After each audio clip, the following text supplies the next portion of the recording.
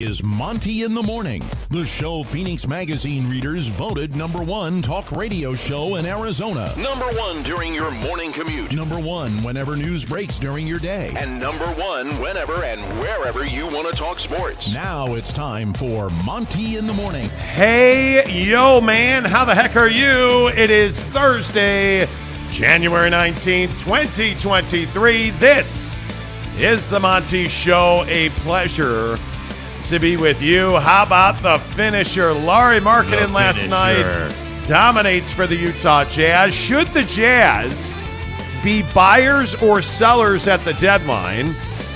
Jake is all of a sudden madly in love, head over heels in love with Ochai Agbaji.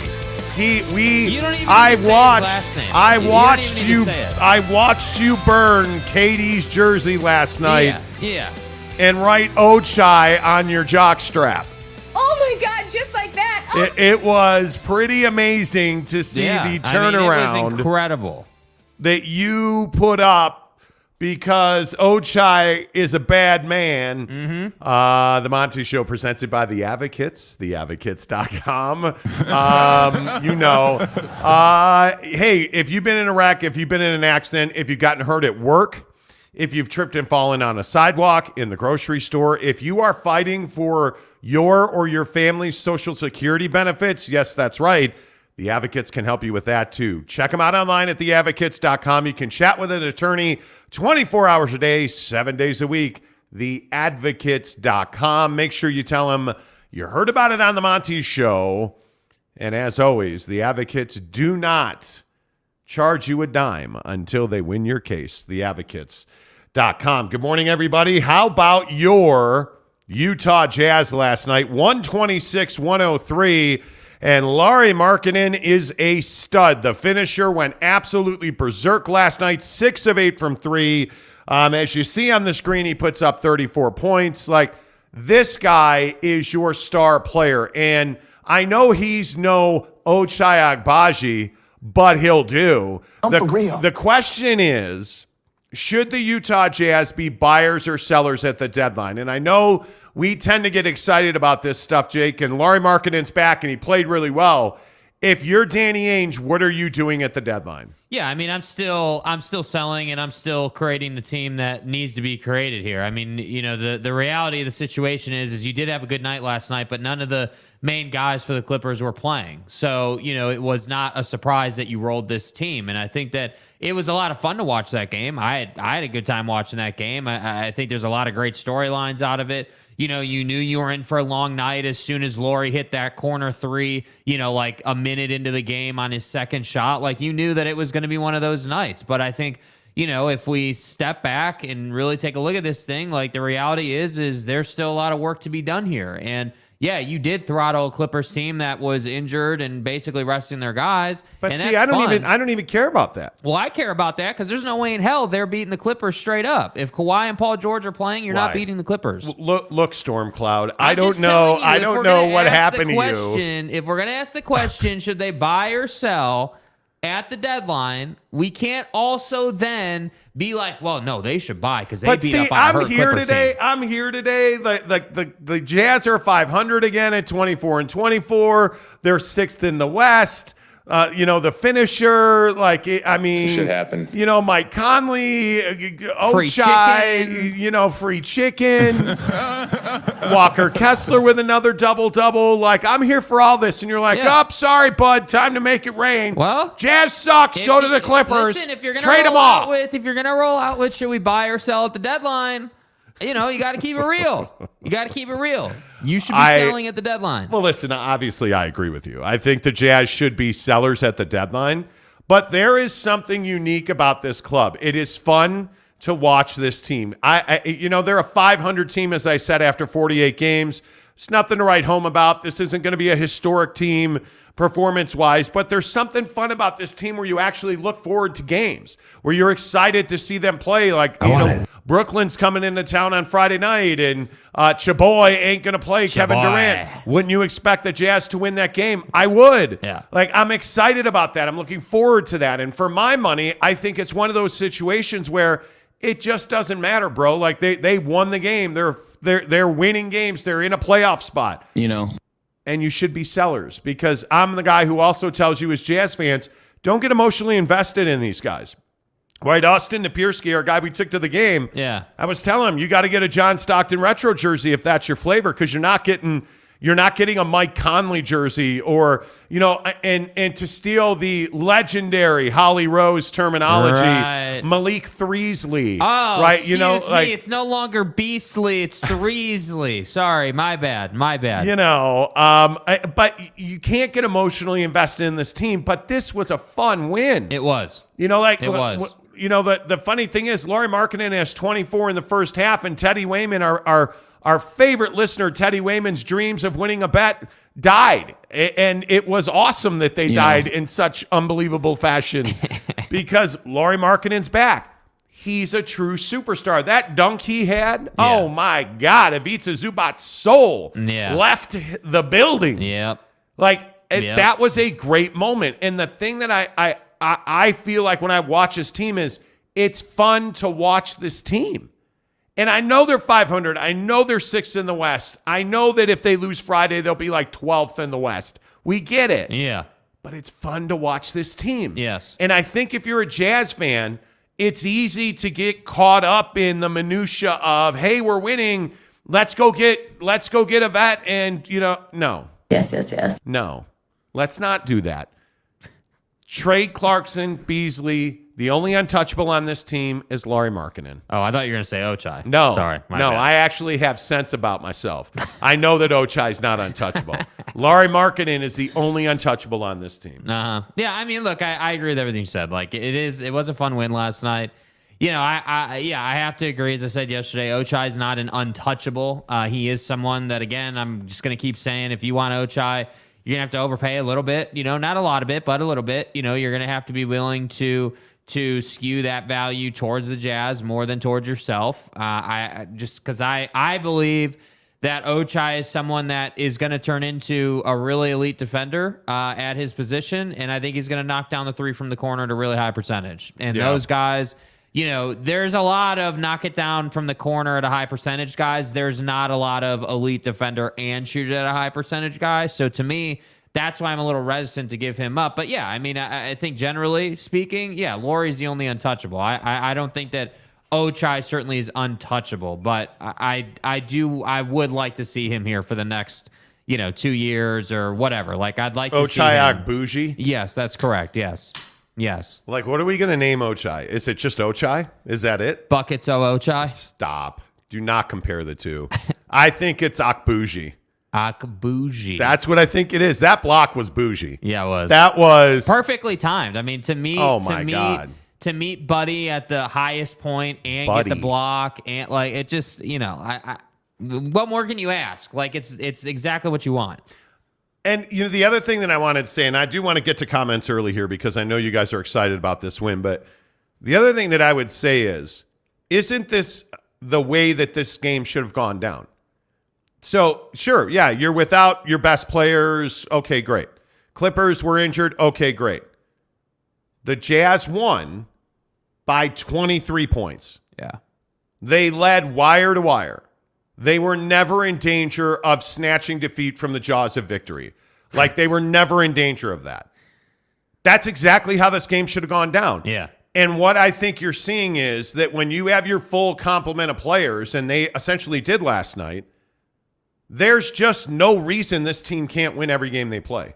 And I know that sounds outlandish. Yeah. But I think you should expect them to beat Brooklyn on Friday night. Yeah, I mean, I think, again, no KD, like, you're facing a Brooklyn team that obviously has some injury issues. I would expect a similar result. Now, I will also say that Brooklyn team happens to have a lot more grit and fight in them, in my opinion, than this Clippers team did last night. So I don't think you're beating them by 23. No, what you mean is Brooklyn will actually make an effort and defend? Yeah. Like, you're not going to get a lot of those easy transition buckets. You're not dunking on Claxton. Yeah. You know what I mean? Like, you're going to get a lot of fight out of Brooklyn. So that'll be a closer game. But look, I think the Jazz are, I can't remember the stat, but they've been in a bunch of, 5-point or less games where they've been right there and just don't know how to finish or don't have the talent to close the game or whatever the case may be. And I think a lot of Jazz fans are like, well, if we're close, why don't we just add to this roster and get someone to put us over the top? And it's like, yeah, you could do that, but that's not going to get you to the championship level that you need to get to. You need to build a team around Lauri that really is complete, that can win games in a lot of different ways, because that's ultimately the true test in the league. It's not about whether you can 3-and-D every single night. It's about whether you can 3-and-D one night and then another night you can play a physical game inside, and then another night you can win a defensive struggle. Like that's what the NBA is about. So to me, this team, when they play fast, they're tougher to beat. The Jazz are tougher to beat when they play fast. But the problem is that the inconsistencies that we've seen for most of the year are going to show up. They always do. And you're going to have stretches where you'll win 5 in a row and you'll be like, okay, maybe we should be buyers at the deadline. No, you need to stay committed to the plan. Stay committed to the path. Stay committed to the plan. Don't go reaching into the cookie jar and just do what you need to do. And if you do that, Danny Ainge, buddy, will have a successful run here with the Jazz. Yeah, and before we move on to what you guys think this morning, I just want to show you this picture of Markkanen's poster. Look at Buddy getting dunked on. Look at Ivica Zubac's face. Nice face, bro. Nice face. This is forever your legacy with Lauri Markkanen now. That's what Lauri Markkanen did to you. Yeah. He dunked up in your face. By the way, nice little armband you got going on there, too. That didn't save you. He sweats hard, occasionally. I just love the look on his face. And if you just focus on his face, the best part is, I don't know if you didn't know that he was getting dunked on. If you did not know that he was getting dunked on, what do you think he would be doing? Leaning. And you know where I'm going with this. You know where I'm going with this.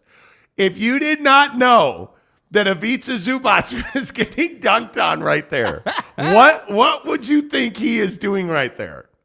He's burning a deuce, bro. And I know that's been the theme of the show this week. But tell me he is not pushing one out. You know he is. Oh, my God, dude. That's amazing. Bro. You're welcome. This is what we do for you. Tell me he's not pushing one out. Tell me he's not. Look at that face. Look at that face and tell me he's not pushing one out. Because there's no other explanation. That or he is lighting one of the most unbelievable farts anybody has ever heard. Well. You know what I'm saying? Yeah. All right, I feel better. Good. I'm more of an adult now. Jazz win last night. Your thoughts, Steve Hambone. Good morning. Nice to have Lauri back. The understatement of the year. Nice to have Lauri back. Tanner Plummer, good morning to you. My favorite YouTube hacks. That's right. That's us. Thank That's us. Kurt Myers, how the heck are you? Hibbs says Lauri is fun to watch. Could easily compete in a dunk contest and 3-point shootout next month. Well, I don't know about no dunk contest. I mean, he can dunk in the game and he can posterize guys. Lauri Bird. Yeah, I'm tired of the Lauri Bird comparisons. Larry Markkanen. Yeah, come on. I love that people are using that. Maury, good morning from Florida. Morning, my guys. Working early today, so I will catch the broadcast afterwards. All right, Maury, we appreciate you, bud. Appreciate you. NY Monty fan, how the heck are you? Always a good morning when the Jazz win. Who else has Ochai fever? Hey. Don't they make a cream for that, NY Monty fan? Don't. I believe No, they do. Don't. Kenai Johnson, how the heck are you? Top of the morning, fellas. The finisher keeps putting people on posters. Love his all-around game, dude. I mean, it's one of the better dunks we've seen this year. Yeah, it's real, bro. It is one of the best. And you know what I love about a good dunk has to have authority in it. Yes. It can't just be, just made it over the rim in the foul. Yeah. When you put a guy on a poster like that and you take his soul, I'm for real. You need to, it needs to be jaw level, like aggression. I'm for real. Like, I am going to rip the rim off the backboard. That's what I loved about that from Lauri last night. Like, I totally agree, KJ. Like, that was incredible. My God. My God, that was a dunk. Like that I think that is that the best dunk of the year for the Jazz? Probably. It's got to be right there. Yeah. It's got to be right there. Mike Elway. Hey, Mike, how's John? Hello, guys. The best of the best father-son duel, hands down. Thank you. Appreciate that. Lopes fan Gabe, what's up? Good morning to you. Teddy Wayman. So sorry. Not sorry about the bet last night. Teddy, maybe. Let's go. Maybe Teddy becomes our guy, and he gives us if you were, because nobody in the state of Utah gambles or bets on, you can't do that here. Yeah, you don't, listen to me. I'm the captain now. Yeah. Okay, listen to me. You don't gamble in Utah. No, but you take positions. That's right. In Utah. And Teddy, he works for Wayman Brothers Construction. I mean, they're the biggest construction company, like contractor in the world. Dilly. Yeah, Teddy flies his private jet to Vegas. Right. He doesn't go to no Wendover. He doesn't gamble. He in doesn't go Utah. to no Bendover, Nevada. He goes to Lost Wages. Yeah. I said Bendover. Yeah, Bendover. Anyway, the Right. point is he goes to Las Vegas on the Wayman Brothers, custom jet. Right. And stuff. So maybe we need a Teddy Wayman position. No, that comes out wrong. Maybe we need a Teddy Wayman. Wow. Okay, let's move on. Forrest G, how the heck are you? Let's go. Utah Jazz, my guy, Ochai. All of a sudden, Ochai's everybody's guy. Let's go. I love it, Forrest. Yusuf, good morning to you. Hey, everybody. Anton, want to hear something crazy? That was the first game this season the Jazz led from start to finish. Really?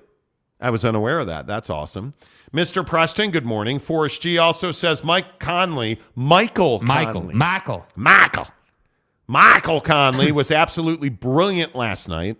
Reed's laser beam passes and shooting were good. They shot the lights out. Yeah. I mean, Lauri on his own. 59.5% as a team. Lauri on his own, 6 of 8. I believe they were 19 of 32. 19 of 32 as a team, 59.5%. Troy Cushing, my guy, what's up? Tyler P, how the heck are you? So Lauri is top 5 in Raptor ranks now. Okay, first of all, I don't know what Raptor What ranks is a are. Raptor rank right now? With all due respect. I don't know. Lauri's a hell of a player. And one of the things we were talking about in our meeting this morning was, Behind the scenes. what do the Jazz need to add to Lauri Markkanen to become a legitimate contender? And my argument is I don't know that there's a whole lot from a star power that they need to add. And I mean, obviously yesterday, one of the bigger stories, and Jazz fans freaked out about it, was, this story with Rui Hachimura being traded by Washington, and immediately people are like, Jazz. I can tell you, I heard over the summer that was a name that was being thrown around. I did not hear yesterday that the Jazz were one of the teams pursuing. I don't think that makes a whole lot of sense. I mean, do you like Hachimura? Like, where are you at with that? He's okay. I don't think he's good enough to warrant trading for him. I look at Mitchell Robinson, and I say, okay, hey, this guy is a little raw from a skill set perspective, right? Yes. He's a little bit of a guy who needs some development, needs some polishing. But what I like about him is he's got game. Like, he can run, he's athletic, he's got good sense offensively, even defensively. He's, usually in the right spot at the right time. Real good about blocking shots when the opportunity's presented. So to me, if I'm trading for a big, it's going to have to be someone who is similar to Walker in the sense that they're athletic, they can run the floor really well. Like, they play that similar style. They're just better than Kessler is now. That's what it's going to have to be if I'm trading for a big. But like, Rui Hachimura just doesn't. I'm not saying he sucks, but it's not like the guy is lighting the world on fire or anything. It's not like the guy is one of the best bigs in the league. So that's why I say I'm not all about him. I'm not excited. I would not trade for him. Frankly, I think obviously. From a power forward perspective, I mean, Rui is a physically 6'8", 230. But again, I'm all in on John Collins. I mean, and watching some of the Atlanta game last night, I don't know how many people paid attention to that. They were in a shootout with Dallas, who, frankly, I know this is breaking news, and this is going to shock some people. The Dallas Mavericks are terrible defensively. What? They don't guard nobody. What are you talking about, man? John Collins last night actually played pretty well. 8 of 14, 3 of 5 from 3 last night, 19 points, 5 boards, 3 dimes. To me, John Collins is a guy with a far greater upside. And as far as the Utah Jazz are concerned, I think he's a guy that fits much better on a championship roster than does Rui Hachimura. And I obviously I've spent a lot more time digging into John Collins' game and his upside. I just think his upside is star player. I think he's much more explosive. That's the reality of it. The guy can jump out of the gym, and he wants to be that kind of player. And to me, Rui is just a more traditional big. He just is, and there's nothing wrong with that. But when I look at, if I'm going to compare him to John Collins, John Collins isn't an amazing defender or anything. He needs to work on that part of his game. But you can, to me, you can just see how John's game translates to what the Utah Jazz do. You can just see it. You can see he's fast, he's mobile, he's really, really, really good in the pick and roll game. That is really the bread and butter of John Collins' game. And yeah, he can shoot it. And that to me is when we talk about, hey, how can we help Lauri? How can we build a roster around Lauri? Well, Lauri needs time and space. If you give the guy space, he's going to dominate you. If you give him, a wing, if you give him that, a side of the floor to kind of operate in, and the rest of your offense is sort of off to the side, he's going to dominate. So to me, I look at John Collins and I say that's why you should be attracted to him. Not because he's some amazing player, but he fits in what Will Hardy likes to do and what they're already doing on the floor. So to me, it makes sense. Yeah, and I just don't know. And again, this is just me. If you're a seller at the deadline, adding a guy that's so wildly inconsistent from a performance standpoint in Rui Hachimura just doesn't make a lot of sense to me. And yes, he shoots the 3 well. I agree with that.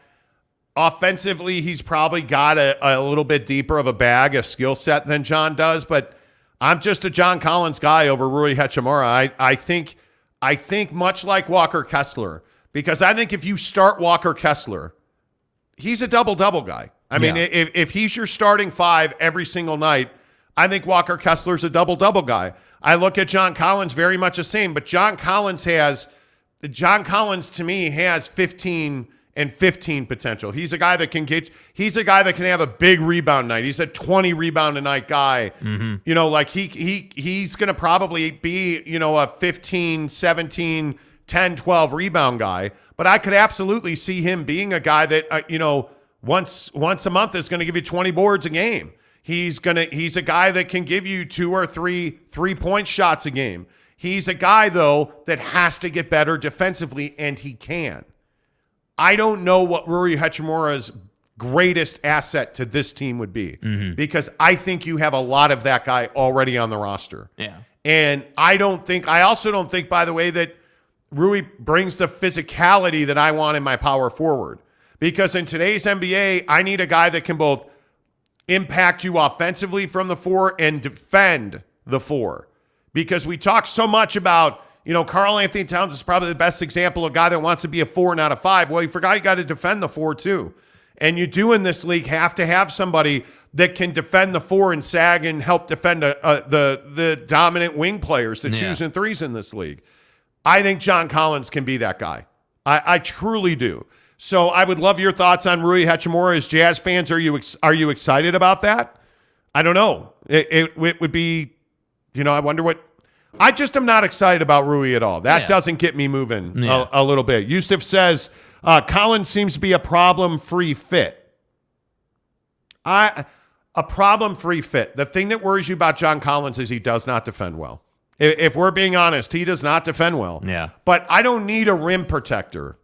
I have that in Lauri Markkanen or in Walker Kessler. Yeah. What I need is somebody that can keep his man in front of him. I don't need a lockdown, shutdown defender. I need a guy who can simply be even. Don't be a liability. Don't be a negative defensively. Just be even or positive. Yeah. That's all you need. So, Jesus Christ destroys Marxism. Says Dallas without D is Alice. Utah loves Kessler. He's got a future here.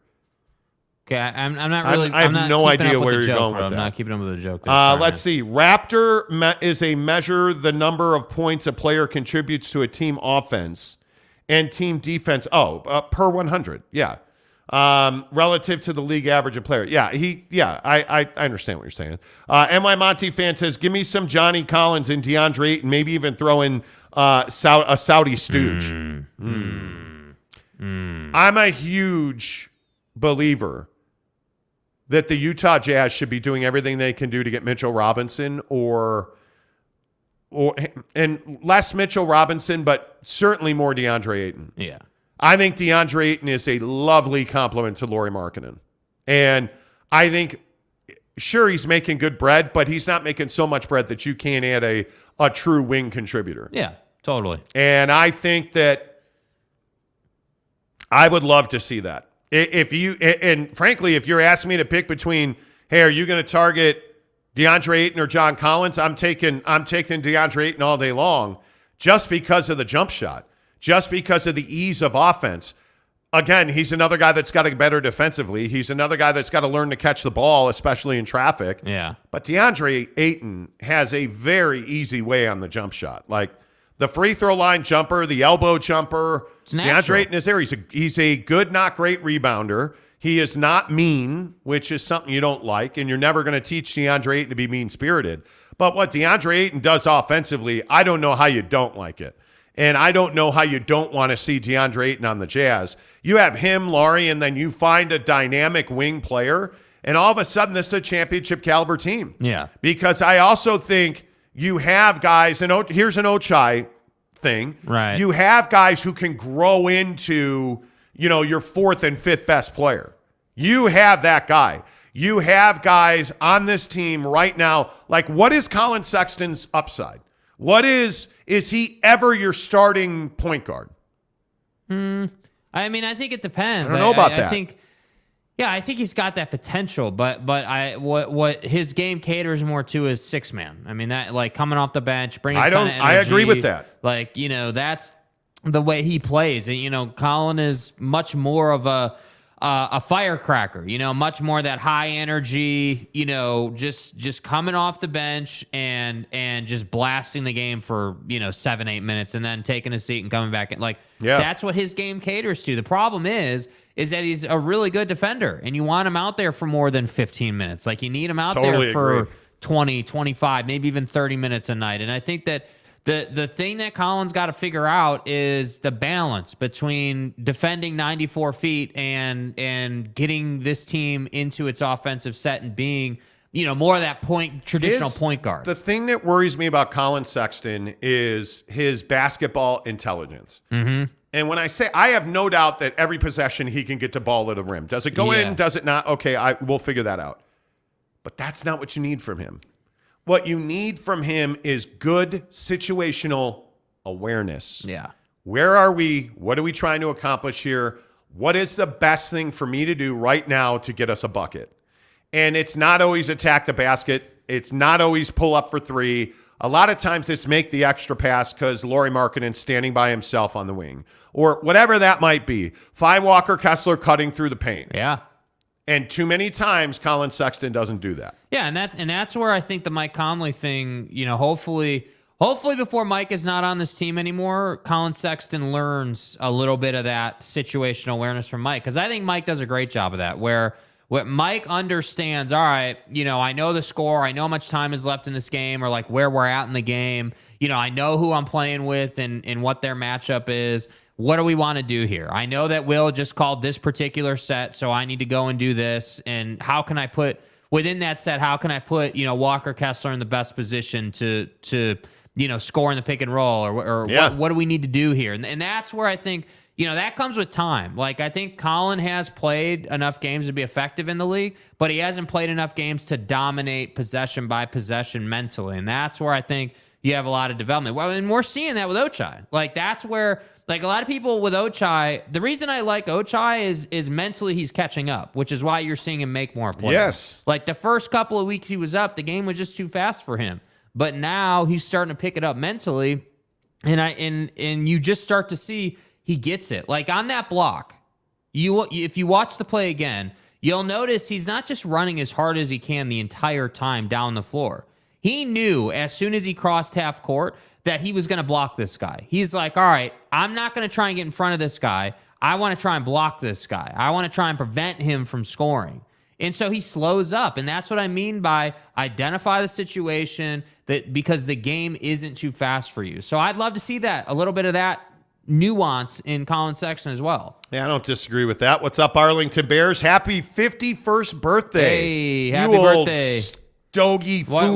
What are you smoking today? You guy, old man thing. What are you smoking today, bro? Yeah, 1 month from today, I'll be 50, so I ain't far behind you. Chris Karn, the first member of the Monty Show. Yep. He was the first one to join our membership group. He's been one of our long times. Auto bid into the birthday bash on March 10th. So, hey, man, happy birthday, Chris Karn. Good to see you. By the way, and again, I would tell you, I would highly encourage you to become a member of the program. Right after you hit the like button right now, I would highly encourage you to become a member of the program. Because I think what you're going to see is that you are going to love the group chat. And it is, I used to say, hey, the exclusive inside information is the stuff that you want. Nah, bro.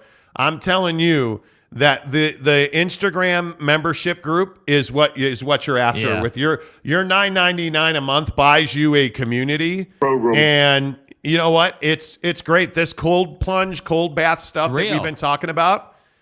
The support that's been going on and guys sharing pictures and like yesterday, I think it was, and forgive me if I get this wrong, I think it was James Baca, who did his first plunge. Yep. I think it was. Teddy Wayman putting a picture of 34.5 degree water. Dude, Teddy Wayman's different, bro. Teddy Wayman's got a tub out back in the middle of winter that he's sitting in. That's a different level of commitment right there, dude. bro. You ain't That's kidding. different. Tanner Plummer says, Mont, you didn't hold up your end of the deal with Teddy. Shame. What are you talking about? Yeah, what do you mean, dude? How have I not held up my end of the deal? We haven't even seen Teddy. How are we? So Teddy and I had a bet. I don't remember on what game. It was on Dallas. The Jags game. The Jags and Herbert. Yeah. Sex Machine lost that game, so I owe Teddy Papa Murphy's pizza. We just haven't seen him, I haven't seen him. How am I not holding up my end of the bargain? Yeah, like how is he welching on the bet when he hasn't even seen him? Teddy laughs. Big Dog O-Town says Conley performed well against his new team last night. Yes, he did. I thought Mike had one of his better games this season last night. You see what he did there? Yeah, his new team, the Clippers. His new team, yeah, because he's going to get traded to the Clippers. Yeah. See what he did there. We'll see. I hope he does. Miko Tuomainen. So, dude. I believe I believe you play the right wing for the Chicago Blackhawks. Yeah, your name is Miko. That's it. Says good afternoon from Helsinki, Finland. Finland, I'm telling you. I like it. How's your snow in Finland? Great effort from Lauri, and it was nice to see how people in Utah gave respect to the head coach of the Finnish national team. Okay. See what he did there? Because Lauri's so good, he's coaching the Finnish national team. No, what they were saying, what he was talking about, I think he was meaning the Jazz broadcast, credited the Euro tournament with the development. Like, this is a thing for me. Lauri Markkanen, I'm sure, grew during the Eurobasket tournament. Lauri Markkanen did not become the player he is today because he played for the Finnish national team. Yeah. As, again, a Chicago Bulls fan, right? I have followed Lauri's career. It is a mentality that he changed. And he was doing work before the Euro and after the Euro. He is attacking the basket. Lauri Markkanen, early in his career, was too easy to settle for the jumper. That was it. He was not a difficult defend.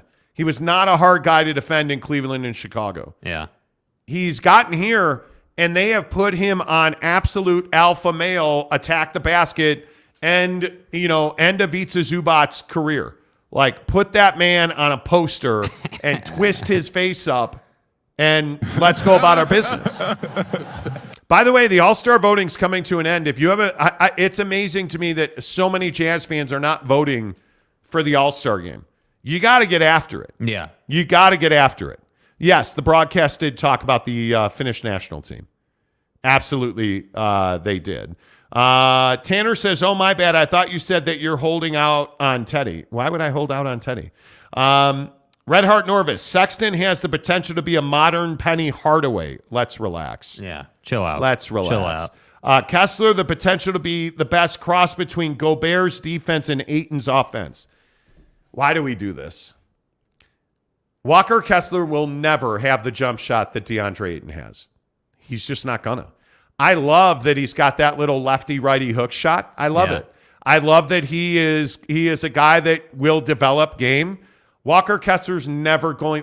DeAndre Ayton, do you guys understand? DeAndre Ayton is automatic. Yeah.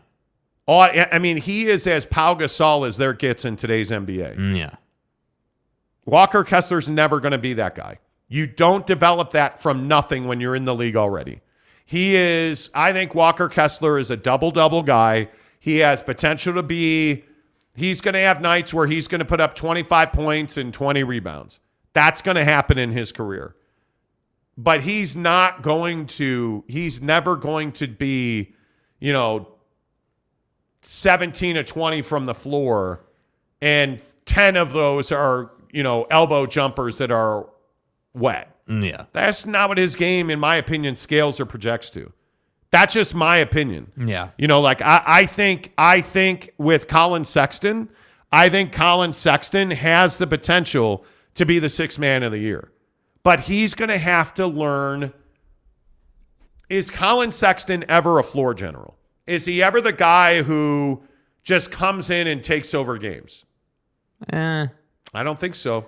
That doesn't mean he can't score 20. But I think floor general and taking over a game are two different things. I mean, floor general is just leading your team, keeping your team organized, making sure that guys are in the right spot. See, no, when I say floor general, I mean a guy that comes in on the ball, absolutely directing traffic and setting guys up and setting himself up to get buckets. Uh-huh. And if he doesn't project to be that guy in my mind, he is very much a bucket getter. His first and probably only instinct is to get buckets.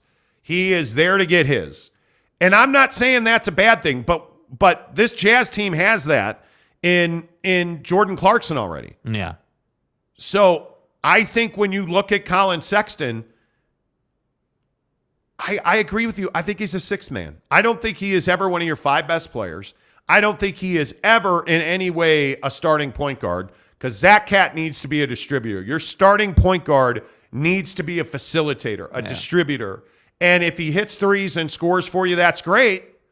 But if you look at the best triggers in offenses in the NBA, I mean, maybe Draymond Green's the best example of this. That's what Colin Sexton, that's what your starting point guard needs to be. A guy that brings the ball down and puts his other guys, Steph Curry, Klay Thompson, in positions where they're automatic. Yeah. I'm going to get Lauri Markkanen in the basketball where I know he's comfortable and he is automatic.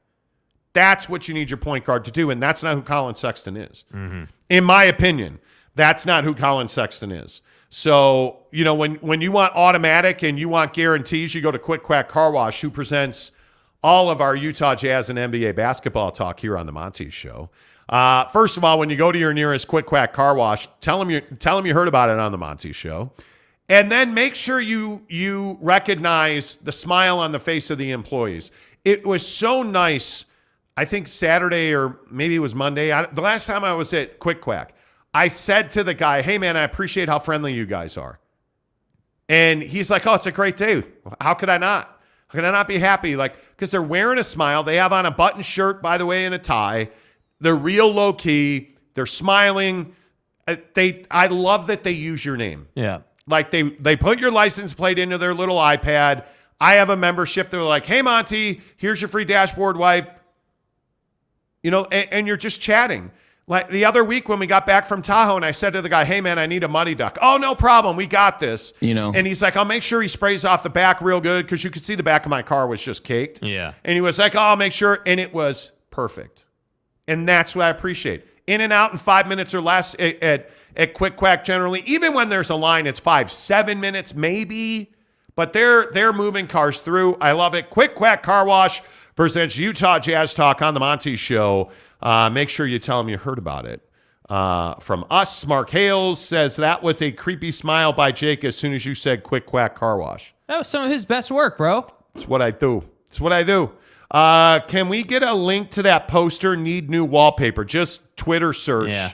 Just Twitter search. Lauri Markkanen. You want to? I'll put the picture back up.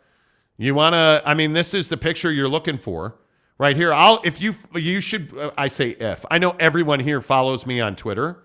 Obviously. I just retweeted it. There's 3 pictures in that group. And this is a good one too. Like this poster last night. Yeah. I mean, it's phenomenal, dude. Like this dunk by Lauri it's unbelievable. It's everything you want. I mean, I just think the guy has gained confidence and is able to do this type of thing now. I think that, the problem comes in for someone like Zubats when Lauri is a 7-footer and you're not. Right, like when you're that 6'10" and 3/4 guy, and Lauri's clearly a 7-footer by a good bit, and he just has you. And I think that Lauri's the kind of player this town deserves. If I'm being honest, like he's the hero we need. Yeah, dude. Like he's not ever gonna be like Kevin Durant level good, but the guy is a work hard guy. Wants to posterize people, understands he has that ability, and he went out and did it. And it's just a lot. It's a lot of fun, man.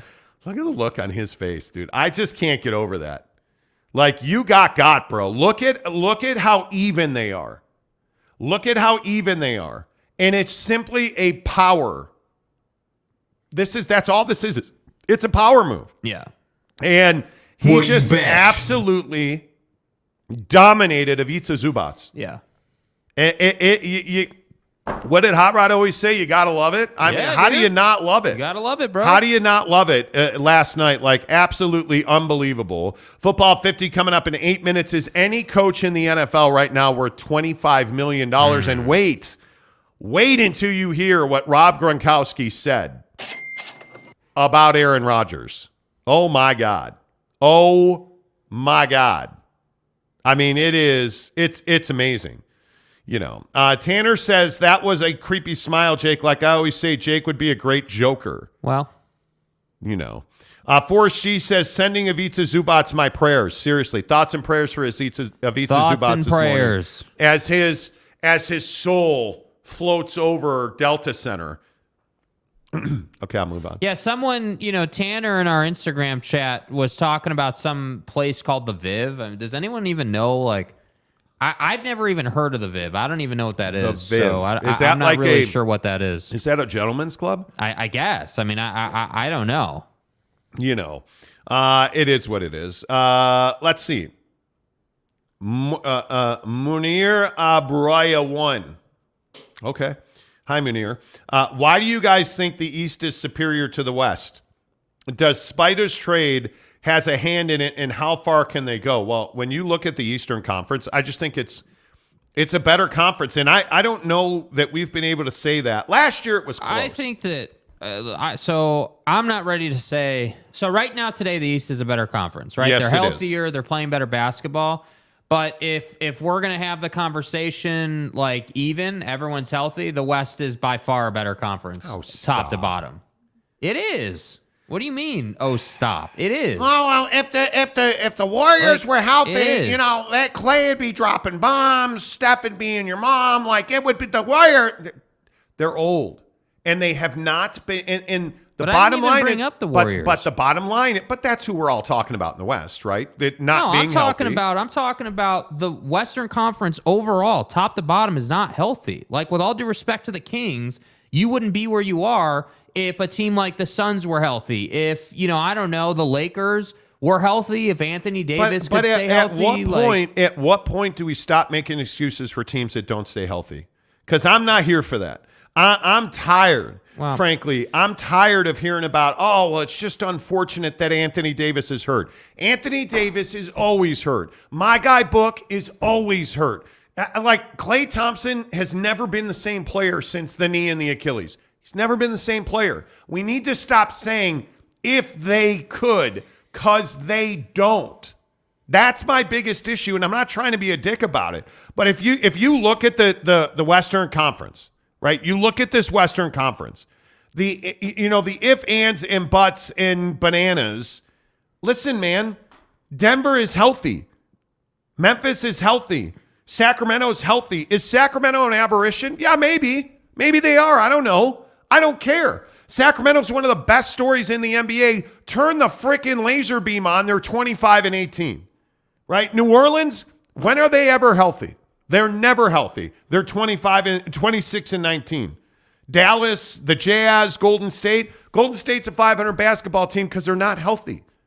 And why aren't they healthy? Not because they suck or they're always hurt. They've played a ton of basketball.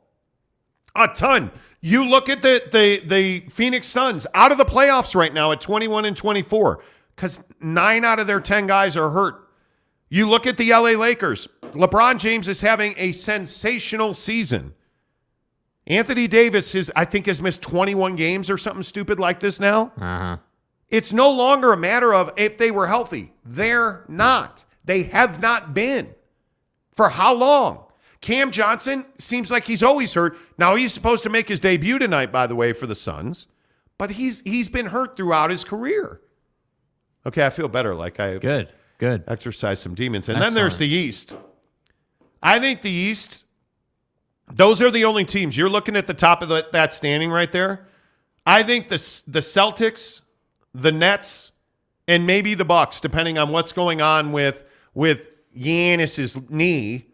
Yeah. Right? Like if the Bucks stay healthy, if Joe Ingles is healthy, if Brook Lopez is healthy, if Middleton's healthy, and if Giannis is healthy, they've played a ton of basketball. That's why they're getting hurt. Yep. Right? So I don't think that it can be injury-wise. Those teams right there, in my opinion, are the only ones that have a chance to win a championship. And maybe the Denver Nuggets at 32-13. Uh-huh. But I'm not convinced that there is this whole laundry list of teams that have access to the championship in the NBA because they don't. And to answer your question, Munir, you want to know why this conference is so good? Because Jason Tatum's the NBA MVP. Because Milwaukee has added really good depth. And again, Joe Ingles is part of that. Joel Embiid has played, and James Harden is playing wonderfully right now. I look at Brooklyn. They've come together, frankly. Did you guys see the report that now it is expected that Kyrie Irving will sign an extension with the Brooklyn Nets? Yeah. And be back in Brooklyn next year. Yeah. Donovan Mitchell to Cleveland. That Donovan Mitchell is the only reason they're 10 over. Right. And by the way, he's hurt now. He missed last night's game. Yeah. Right? The Heat are not great. The Knicks should be better. The Hawks should be better. The Pacers are stunningly good. The Chicago Bulls are frustrating. And other than that, I think you look at the East, I think any of those top 6 teams are as good or could be slightly better than the top teams in the West, with the exception of the Denver Nuggets, who I think are the only elite team in the Western Conference. Yeah. I mean, I don't disagree with what you're saying, but I'm not going to sit here and be labeled an Eastern Conference guy because I'm not. I think the Western Conference has been better. You look at, like, just a quick Google search. You look at NBA Finals champions, and the East and the West have gone back and forth the last probably 5 years. Last year it was Golden State. The year before that it was Milwaukee. In 2020, the Lakers won. Before that, it was the Raptor. Kawhi shot. Then they went to the finals. And then it was Golden State back to back. So the two conferences have been going back and forth. It's not like there's been one that's like overall incredibly dominant. Listen, the East is a better conference. The East is, and I do think, to Munir's point, Donnie has a lot to do with that.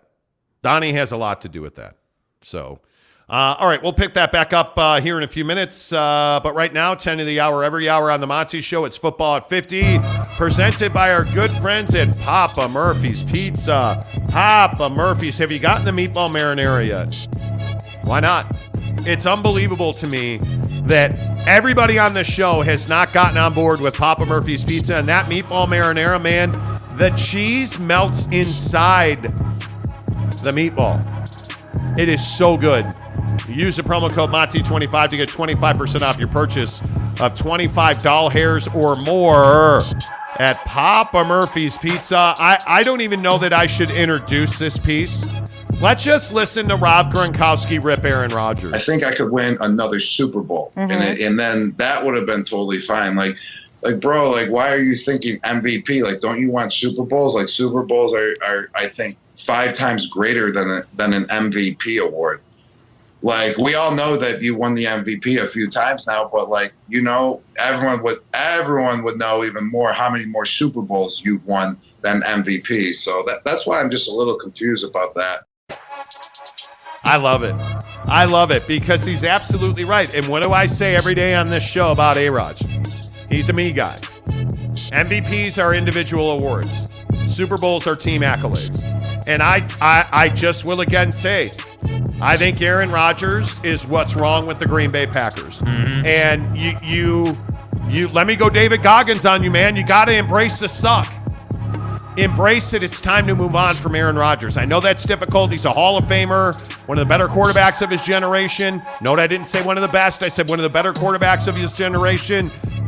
It's time to move on. And I'm not saying move on to Jordan Love, Jake, but I think now there has never been a better time than when Aaron Rodgers goes on Pat McAfee's show for Aaron Rodgers Tuesday and says, I can win more MVPs. I just think it's a slap in the Packer bag right there. Yeah, I mean, I just think the Packers are beholden to him. Like it or hate it, agree or disagree, like they're going to run him out there until Buddy can't run out there anymore. I mean, it just is what it is. And I think that, the Packers always want to say we're going to run the North and we're going to win the division and we're the best there ever was. And the reality is the NFC North, there's not a team that's come out of there outside of the Packers, with all due respect to the Vikings. Nobody in their right mind thought the Vikings were going to win anything, with all due respect. So I can appreciate, when Aaron says, hey, I'm going to win another MVP, or I can, or whatever.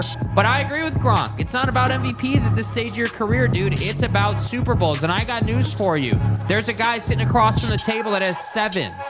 Bud, not one. Sorry. Not 1, 7. So, Tom Brady, you can't even use him as the standard, but Aaron Rodgers ain't anywhere close to Tom Brady. No.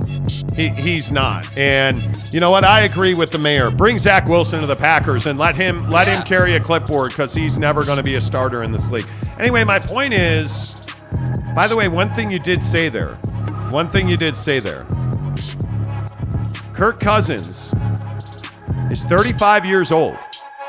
And he actually had what I thought was a spectacular season for the Vikings.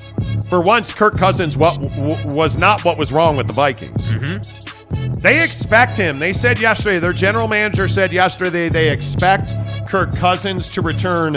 Adolfo Mensa said that he expects Kirk Cousins to return. Right. Do you want Kirk Cousins back in Minnesota? Yeah, I mean, I just the trouble is he's a great regular season quarterback. He puts you in the playoffs. He puts you in a position to win games, but they just can't find a way to win a ball game in the postseason. And look, I get it. He didn't have some amazing playoff game, and he is a known choke artist in the biggest moment. He is. That's not even me being hot take guy. His track record speaks for itself. That's the issue. He's going to get you into the playoffs, but then he can't get you to the next round. Let's talk about Sean Payton, who's not arguably, he is absolutely the hottest coaching prospect or coaching candidate. Yeah. He ain't no prospect. Problem is, Sean Payton wants $20 to $25 million a year to be the head coach of your football team. Yeah. And there is some belief around the NFL now that this is why Brandon Staley was not fired by the Chargers. And that the other issue, and one of the things you got to think about, okay, so let's just say you pay Sean Payton $20 million. You're probably going to have to give the Saints 2 first-round picks to get him. Yeah. Is Sean Payton worth $20 million a year? So you're going to pay him $100 million, and you're going to give up 2 first-round picks to get him? Well, I'm not doing that. Well, here's the deal, though. I think it depends on the situation. I mean, Sean Payton's in the catbird seat. He doesn't need to come back and coach anybody. He doesn't need to do this. He wants to do it. That's the reality. He wants to do it. So he's gonna roll out with 20 to 25 million and be okay with that, because if someone says no, he's like, great, I'm chilling. I got paid. I got my TV job. I'm getting paid by the Saints. I'm good, right? Yeah. So to me, it's like, hey, if I'm the Broncos as an example, yeah, I'm probably willing to pay that because I've already got Russ as my quarterback, and we have some talent there. We just need better is coaching. Carolina a $20 million a year job? I don't see that it is. But here's the thing. I guess I look at it differently. I don't look at it as, hey, like, is Carolina or like these second tier jobs, Carolina, the Chargers, let's say. The like, Arizona Cardinals. The Cardinals. And Sean Payton is thought to be the number one candidate in Arizona. I'm paying You would pay in Arizona. You'd pay Sean Payton $20 million. Because here's why. Wow.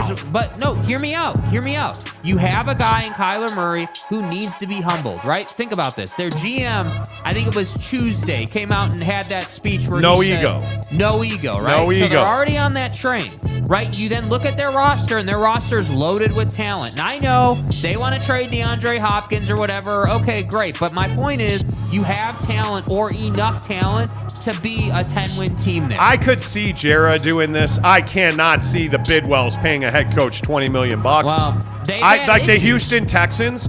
The Houston Texans are supposedly number 2 on that list for Sean Payton. You see the Houston Texans giving up 2 first-round picks and $20+ million a year. I can't see that. I can't see that. To me, the Texans and the Cardinals are in 2 different situations. The Cardinals, you can at least say could win. Are they close to a Super Bowl? Yeah, with the right head coach. I'm telling you, dude. Verticality, little Kyler is not a Super Bowl champion. Listen.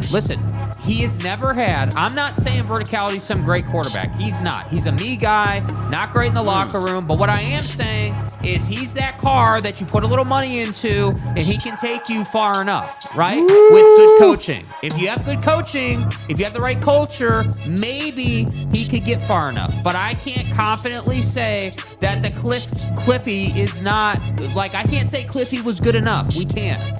Sean Payton speaks for himself. I don't know, man. I look at what's going on in Arizona. That's a 3-year rebuild. In my opinion, that's a 3-year rebuild. Provo Cougar fan, wow, comment dumb. Thank you for that, guys. Provo Cougar fan says the Papa Murphy's meatball order was so large we made spaghetti and meatballs with half the order the next day. Yes. The second day spaghetti and meatballs, are so good. No doubt about it. Jeremy Bolton says, hey, did you just say make Zach Wilson carry a clipboard? That's not nice. Yes. Zach will be a starter. Is Zach Wilson ever one of the top 10 QBs in the NFL? No. Does Zach Wilson ever win a Super Bowl? No. There you go. Brett Robbins. Aaron Rodgers basically said my team sucks and can't win a Super Bowl, but I can make another run at an MVP for my fans as if he even has any left. Yeah. Yowzer. Pollyanna, good morning to you. I'm with you on that. Tanner says, my dad and brother are Vikings fans, and they want Kirk Cousins. Personally, I think he's going to break through next year. Wow. Okay. Brett Burnett says, got to hit the like button like the Hulk. Let's go. Absolutely. We've had over 700 views, and we've got 33 likes. Knock it down. While you listen to the Vibe on Football 50, presented by our good friends at Papa Murphy's Pizza, you gotta get the meatball marinara. At Papa Murphy's, we do more than just pizza. We do meatballs and marinara. Papa Murphy's does meatballs? Oh, I think you mean I do the meatballs and marinara? And how do you do it, Dad? How do I do it? How do I do it? Oh, well, we do it with savory ground beef covered in tangy marinara. That's how, honey. At Papa Murphy's, we make great pizza. And don't forget the meatballs. Order now at papamurphys.com. Yeah, get the meatball marinara. Make sure you use the promo code Monty25. Do me a favor. Just download the Papa Murphy's app. Put it on your phone. You can order it right now for pickup at 5 o'clock, 4 o'clock, 7 o'clock. Walk in. It's on the to-go rack. You pick it up. You walk out. If you want to, you don't even have to talk to anybody. Or you can just, I know this is crazy talk on the Monty Show. Just walk in the front door and order pizza right there. It takes 5 minutes to get it made. I'm telling you, man, Papa Murphy's where it's at. You get your pizza. And again, Uncle Mont, I got the pizza advice for you. Traditional crust barbecue sauce. Pile on your toppings. Meatball marinara, take and bake chocolate chip cookies. Done. You're welcome. You don't even have to say thank you. Yeah. You don't even have to say thank you. But you will when you order it. Papa Murphy's Pizza. Use the promo code Monty25. Every single day, the Monty Show is presented by the Advocates, the best injury attorneys in the business. The Advocates. Theadvocates.com. No matter where you are, get to their website. If you've been in Iraq, and listen, I know that a lot of us are like, I don't need a lawyer. If you're sitting here asking yourself, do I need a lawyer? The answer is yes. If you're contemplating it, if you slipped and fell on a sidewalk, if you got in a car accident, if you're a motorcycle guy, whatever it is, if you've been in an accident, you have nothing to lose by getting in touch with the Advocates because they don't charge you a consultation fee. There are no retainers. Your first and all of your contact with them are free because you don't pay the Advocates until they win your case. At theadvocates.com, there's a big old button that says talk to an attorney now. Click it 24/7, 365. You can talk live online with an attorney at the Advocates. All right. Gigi says, what did Jake smoke this morning? That's what I'm talking about. By the way, a bunch of people want to know if you're no longer an Eastern Conference guy because the Timberwolves left the West and went to the East. And by the way, those of you who are newer to the show, and I know we have a ton of new listeners, Jake mistakenly like a year ago. And this was like a year ago. Like now. Was just talking NBA, and he's like, yeah, the Minnesota Timberwolves, they could win the East. Like just a slick. You know how you like make a mistake. Nobody will let him live that down. Nobody. BTS Dance Studio says Rudy. No. Great movie. Great movie. What is Tanner doing? Why are you doing this? Tanner says my top 5 sports movie: Invincible, Rocky, Rudy. Rocky's bro, not a. Who do you think you are? Bro, Rocky is not a sports movie. What do you mean? The Rocky? Replacements and Hoosiers. We all know the best sports movie is Gladiator. It is the first and only MMA movie. Yeah. What hello? Like, come on. Get out of here with that. Dadgummit. Whoever started that, The load management Clippers. Yeah, the Jazz managed their load last night. Good. You could absolutely say that. Jeremy Bolton says, okay, I guess I should say beginning next year, who is more likely to start in an NFL game? Jaren or Zach? Oh, Jaren, by far. Because Jaren's going to have a legitimate shot to win a game in the preseason, and he's going to have a chance to win a job. Because I think, and I could be wrong, I think Jaren Hall is a guy he'll be one of the first 7 QBs taken.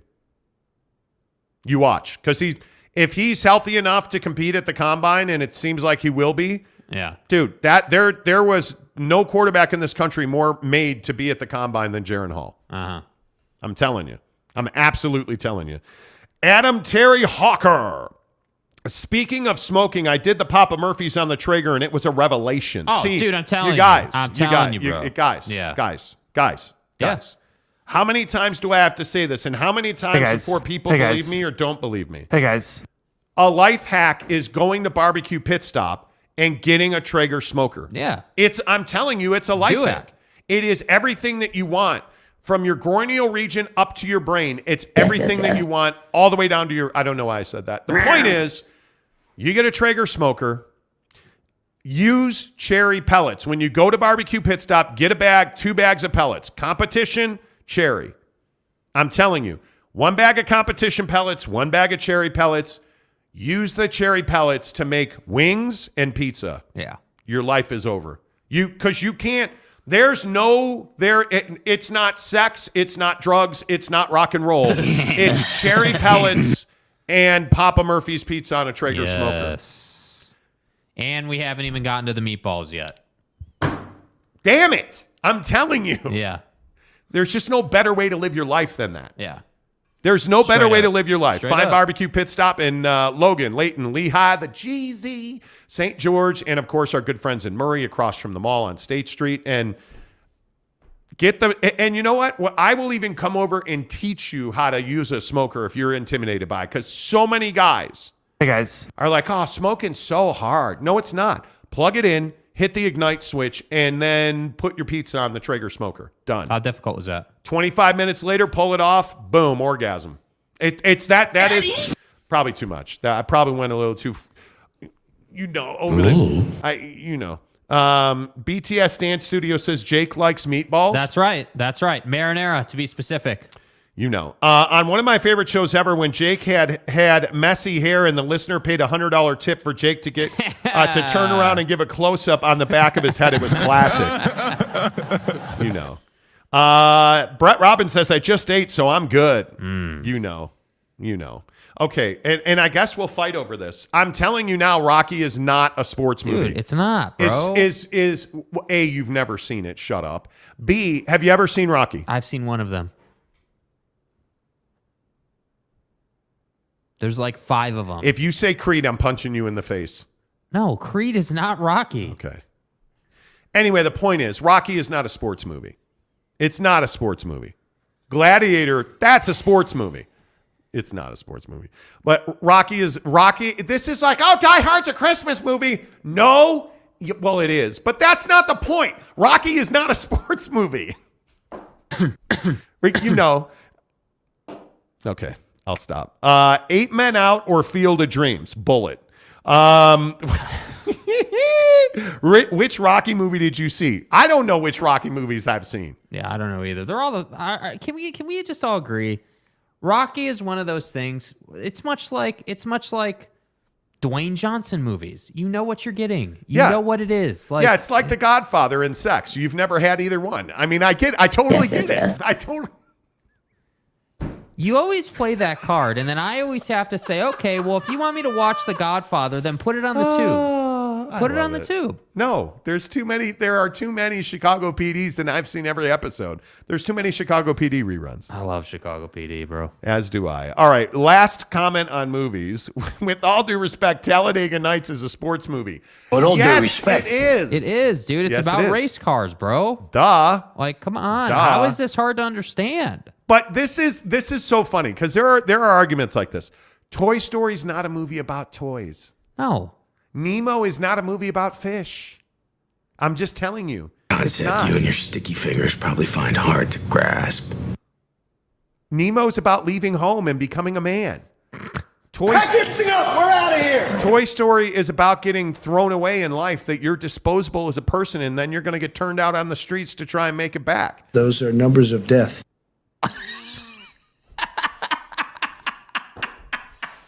Come on, that's money, dude. Come on. Toy Story's about getting thrown out in life. You're disposable. You get turned out on the streets, and then you make it. It's empty. Empty. The opposite of full. Tell me I'm wrong. Tell me I'm wrong. Tell me I'm wrong. Buddy's name is quite literally Woody. Turned out on the streets. Adam Terry Hawker says, by the way, I'm the dude who gave you props at the JM on MLK Day. Keep up the good work, man. What is GM? Oh, the gym. The gym. This is Buddy that we met at the gym. Oh, at the gym. Yeah. The GM. Dude. Yeah. Hey, what's up, Adam? bro? Yeah. We were over there like... bench. You know what's funny? Do you even lift? The gym is just... I don't know. Are people Myron? I love working out. It's like a thing I like to do. So Adam walks up to us and he's like, hey. I'm like, hey. But we were bench pressing, and we were only like, we're really into this thing at the gym where we're not doing heavy weight. Mm. So we only had one plate on a bench on a barbell, right? Like not lifting heavy weight. Yeah. And like when you walked up to me, like I had like a pec thing happening. I don't know what that. No, it was like. Okay, first of all, let's stop with this whole motion that you have going on here. That's we hands above the table. Yeah, But you know what I mean? Like when you're bench pressing and you just get like that twitch or. Uh-oh. And I was thinking to myself, what in the world's going on? Like, what is this thing doing? What is my titty doing? And then Adam's like, oh, hey, are you Monty? I'm like, yes. Hey, guys. But I appreciate that because it made me take my attention off of the titty twitch and much more. The titty twitch. Just something happened here. I do D-ups at the GM. I like that. Adam. Good. Welcome to the show. Let's see. Monty, I thought you don't like Pixar or watch Pixar movies. I didn't say that. But he doesn't. But I Boyd Lake says it moved. You're welcome. Yeah. Glad I could help. Yeah. Ronnie. Glad I could help. Monty in the morning. The biggest story in sports this morning. I don't think there's any doubt about it. Lauri Markkanen's return. The finisher is back. Boy, did he crush the Clippers yesterday. That was exactly what this team needed. And I think the big deal here for certain is that the Jazz are back to 500, which is a big flipping deal because I think that kind of validates the efforts that this team has made. And I think Will Hardy, the interesting thing about Will Hardy right now is I don't know that Jazz fans are all in on Will Hardy. I think there's a lot of questions. My only concern about Will Hardy is how long can you run at that intensity? Because he burns hot. There's no doubt about that.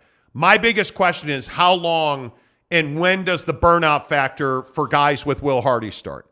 Because as hard ass as Quinn Snyder was, that lasted longer than I thought it would have. Will Hardy, though, is a young, unproven coach, and correct me if I'm wrong, I think he's actually proving himself a little bit more every single game. And the fact that this club is 500, I think is sensational. Now, here's one of the bigger questions. What happens when Kelly Olynyk gets back?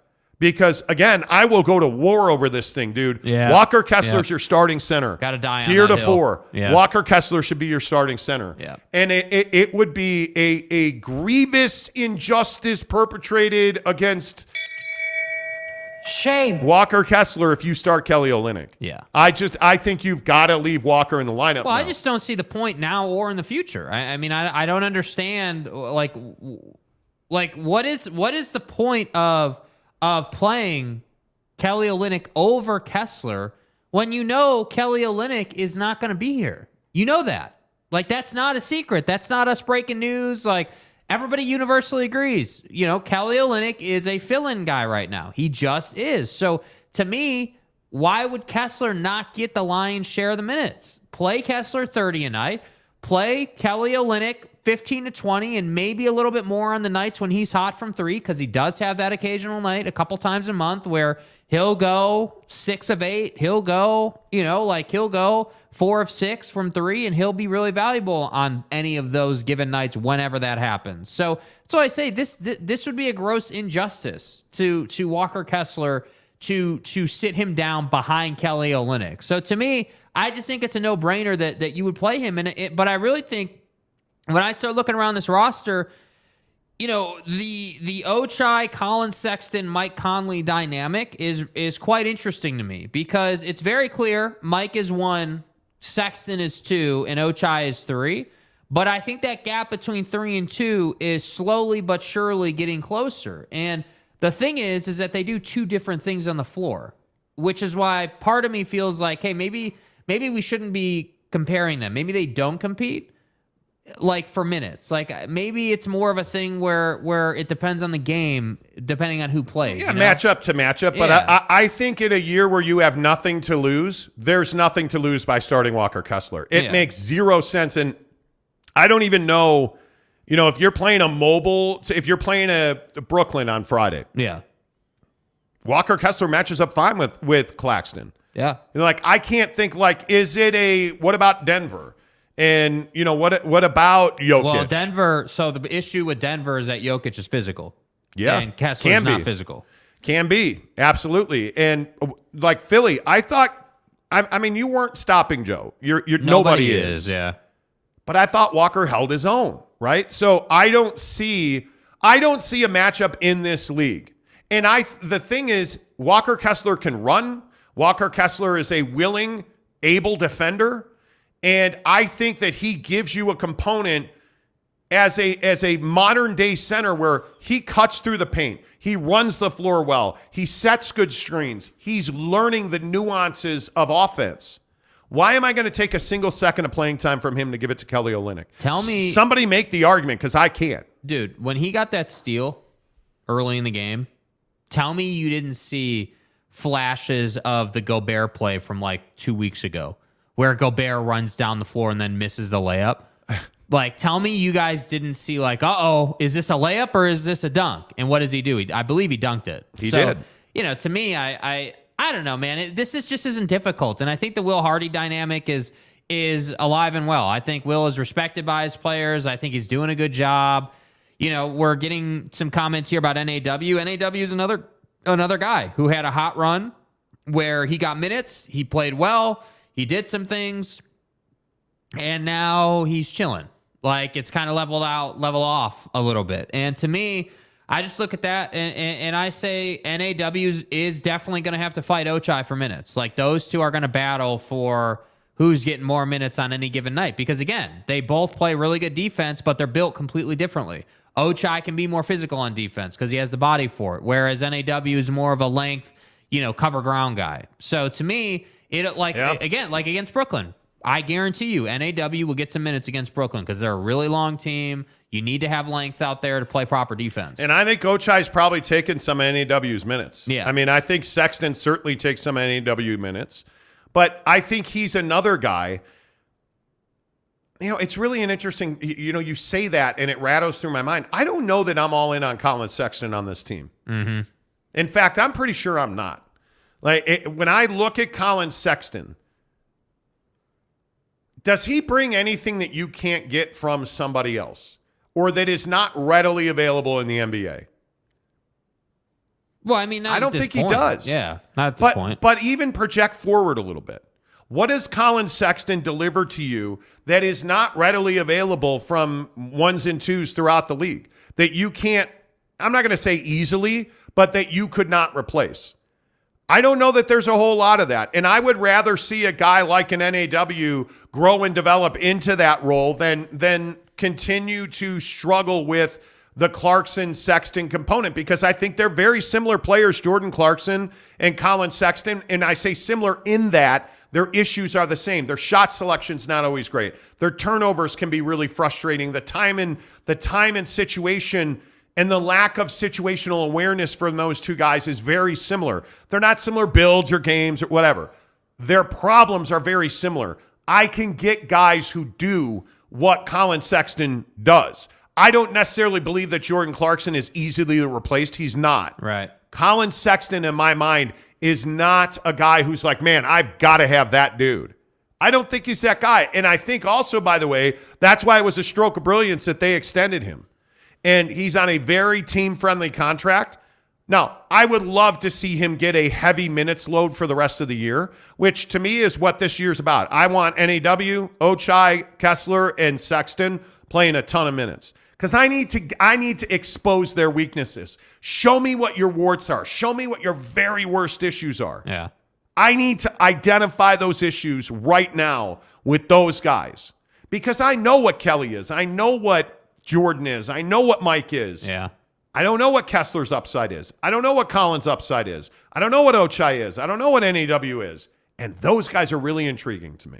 Yeah. No, So- I mean, I think you make a great point for sure. Yeah. All right. Stick around in 10 minutes. We're going to get to the Utes and the Pac-12 schedule, which is incredibly frustrating to me. Brent Terry says, if I have an accident while wiping, should I call the advocate? That's right. Yeah. Dial it up, bro. Sue Jake, because he told you to sit, and that's lean. Team lean. No. Team lean. Nope. Team stand and squat. David Hume says Olynyk should be thrown away like Woody Buzz. Damn. Turn him out, man. Damn. Turn him out. See, Toy Story is a very different story when you look at it like that. And I don't know how many people realize this in Hollywood. There are adult themes in a ton of cartoons. Oh, yes. There's a ton of them. yes. Brett says, I'm 100%. I don't want Sexton. 20 mil is too much. He only rim charges.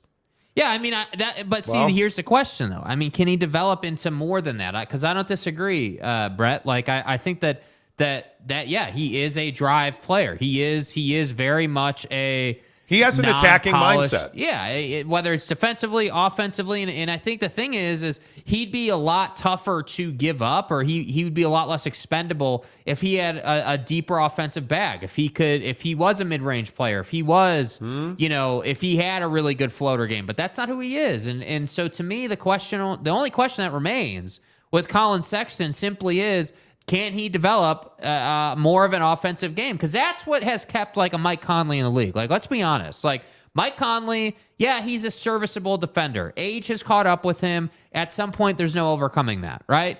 So, like, he is serviceable for his position. But what is he really good at? Playing pick and roll, and he's got the knockdown floater and the knockdown three. And he understands how to orchestrate. And one of the things I worry about with trading Mike Conley, who steps in and is the guy at point? I don't think there is another guy like, and I'm talking about not on this team. I'm talking about in the league where you're left-handed, you're real lengthy as a point guard, and you understand how to orchestrate. Like look at Chris Paul. Chris Paul, the way Chris Paul plays, totally different than the way Mike Conley plays, but they both orchestrate. Chris Paul's an offense-first guy. Yeah. And I think when I look at Mike Conley, he'd much rather he'd much rather maneuver to get a guy in the right spot to make a bucket than score a bucket himself. Mm-hmm. But let's surmise that you trade Mike Conley and you're not getting a starting point guard in return. Is that NAW that starts at the one? Is that it's got to be. Probably. Is it Colin Sexton? Probably not. Is it Jordan Clarkson? Probably not. Does this team need a true traditional point guard? Not right now. I mean, you have guys in NAW, Sexton, Jordan, but then let's surmise you trade Jordan. Let's surmise you trade Threesley. Dumbass name. Let's surmise that you trade Clarkson and Beasley. I mean, it's going to be very interesting to see what you end up with at point guard. Yeah. And that's where the opportunity for a guy like an NAW is going to show up here, because all the league sources that I've talked to, I have not heard one time that they're in on a point guard. Like, I look at that. The only name I've heard is Campaign, and I was told that's a non-starter for the Jazz. Uh-huh. So I don't think that that's a guy that you're going to take back in return. I mean, I just think it's really interesting that you have this mix of guys, but you don't have a true backup point guard on this team. When Mike's out, you're kind of running around in the dark at point guard. Mm-hmm. So, and I think you rely, talking about exposure, I think you rely too much on Jordan Clarkson when Mike's not available to you as a starting point guard. And one of the things that really I want to see is NAW get a lot of run if they do, in fact, trade Mike Conley. And they will have, and they do have opportunities to trade Mike. Dallas, and I also, by the way, last night I was texting with a guy in the NBA who was telling me Dallas is getting desperate. Dallas is getting desperate. My question on Jordan Clarkson and Mike Conley, who I know Dallas has interest in both, are either one of those guys a solution for Dallas? And I'm going to tell you they're not.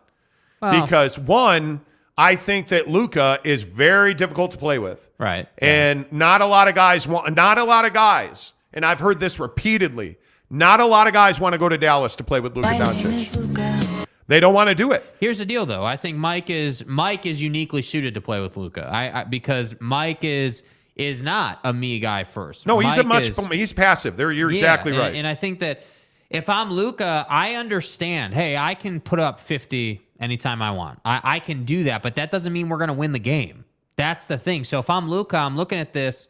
If he's being smart about it, you have to look at it and you have to say, okay, I've got Dorian Finney-Smith that I know can knock it down from the corner. I know that Hardaway can knock it down for me, right? Oh, cats are talking. You hear it? Wow. Dude, the cat is like moaning. They're going ham in the background. There's got to be a pregnant cat in this building. Has to be. I wonder, though, if you look at today's NBA teams. Yeah. And maybe Donnie's the best example of this. Look at Donovan Mitchell. He's on the ball. He is on the ball consistently for the Jazz and now for the Cavs.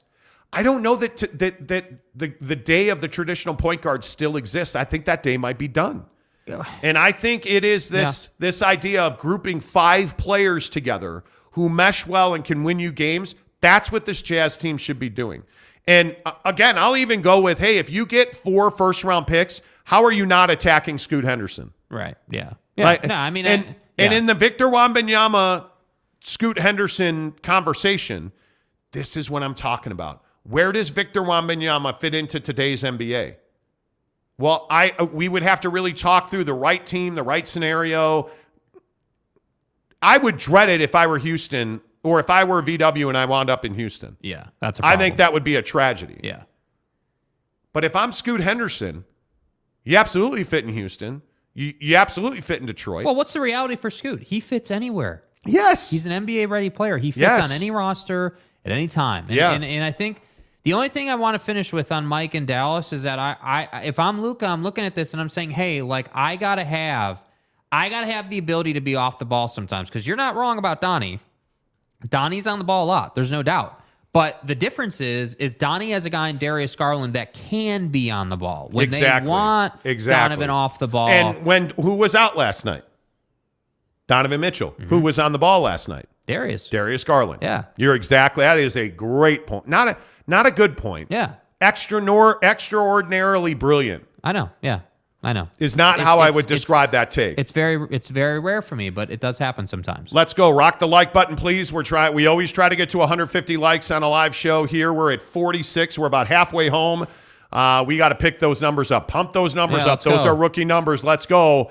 Hit the like button right now. If all 187 of you watching this show hit the like button, life would be grand for this fine here program. But real quick update on that. We are trying to get to 10,000 by February 19th. And we haven't talked about this a whole ton. We have only not talked about it the last couple of days, and now we're really starting to see some progress here, right? What's the number? 95.33. Yeah, so 95.33. I mean, we're really cruising up to 10,000. 467 to go. Which again, just like 9,000, we were telling you, hey, that might seem like a big number. 460, 470, that might seem like a big number.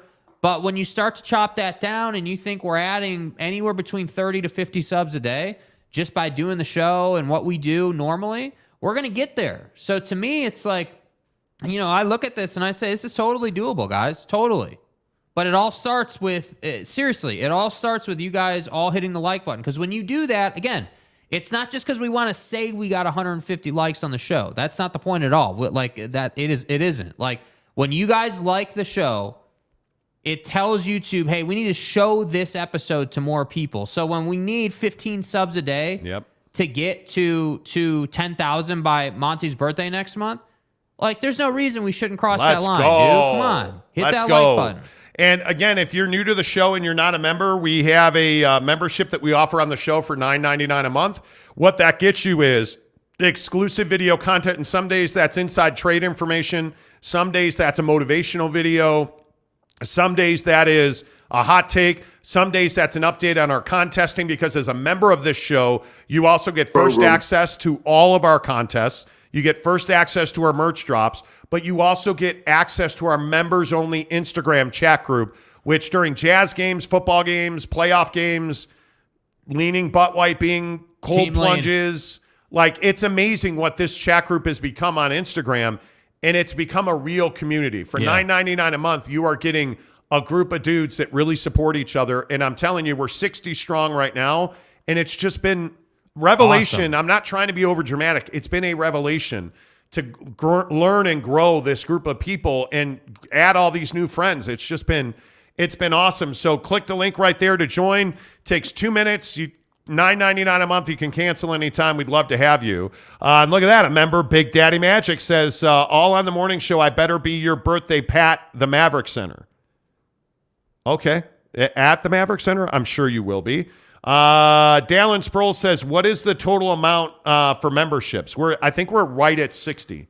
I can verify, but we're right in that neighborhood. We've been offering memberships for 10 days, and we're at 60 members. So we've had a really good run.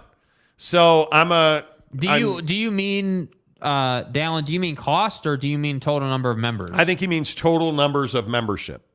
Yeah. Because it's $9.99 a month. That's it. Yeah. For membership. But it's, I think we're right at 60. YouTube says we're at 57, but that's 2 days lag. So I believe we are. I believe we have crossed 60. Yeah. And if you click on that, right there, it'll give you a list. We've added a couple here, actually. So we've added Shane Peters and Brandon Roush. Oh, wow. Well, Shane Peters and Brandon Roush, welcome to the program. Yeah. Appreciate that. Yeah. Dallin Sproul says, total number of members. I know the cost just too cheap to pay. Come on, Dallin. It's $10 a month, bro. I think you will see that Here's what I would say. This would be my ask, Dallin. And for those of you who view it the same way Dallin does, this is what I would say. We're not asking you can cancel at any time. So I would say, hey, jump on for a week and see what you think of it. And if you don't like it, that's fine. It's cool. We don't take it personally. I just think it's really interesting. We've had a couple of people. I personally have had a few people DM me and say, hey, I just kind of went on a whim with it. I didn't really think it probably would have been worth it. But now that I'm in the Instagram chat, I get the video every day. You guys are telling me about exclusive stuff coming. It's a lot of fun for me. So that's kind of been the reaction. So again, not trying to force anybody to do something they don't want to do, but I do think it is well worth your $10. All right. A very important question. Monty, are you willing to trade Jake for a first-round pick and a first-round pick for Luca's mom? Yes. My name is Luca. Yes, absolutely. Brent Burnett, Jazz are right there, which is illusions, but anything can happen once you make the playoffs. They're not a championship contender this year. Come on now. Mark Ruckert. Good morning, Mark. Looks like the 4th seed in the West will have about 44 wins. I would agree with that. I was looking at that last night, oddly enough. Jazz right there, if they win a few more of those close games in the second half, they're a lot closer than people realize. But this is that buyer-seller question. Yeah. Are you a buyer or are you a seller? Why? So you can't look at this team and be like, well, it's a great point out of Mark that, hey, maybe this team could be a 4 seed. Yeah, that might be true.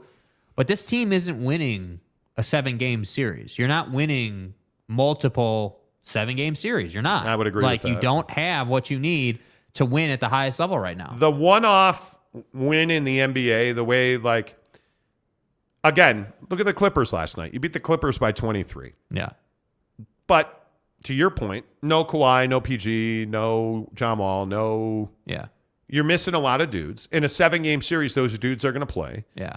I think you also understand that in a 7-game series, I mean, you are getting like cavity searched. Like they know your inner workings. They know your weaknesses. Well, again, it's the Rudy Gobert thing where the Clippers played Rudy Gobert right off the floor. So you better check yourself. But Rudy was a dominant player. By the way, did anybody see that he's not close in metrics or statistics as one of the best defensive players in the NBA? Yeah. But on this team, he was, because this Jazz team is built around him.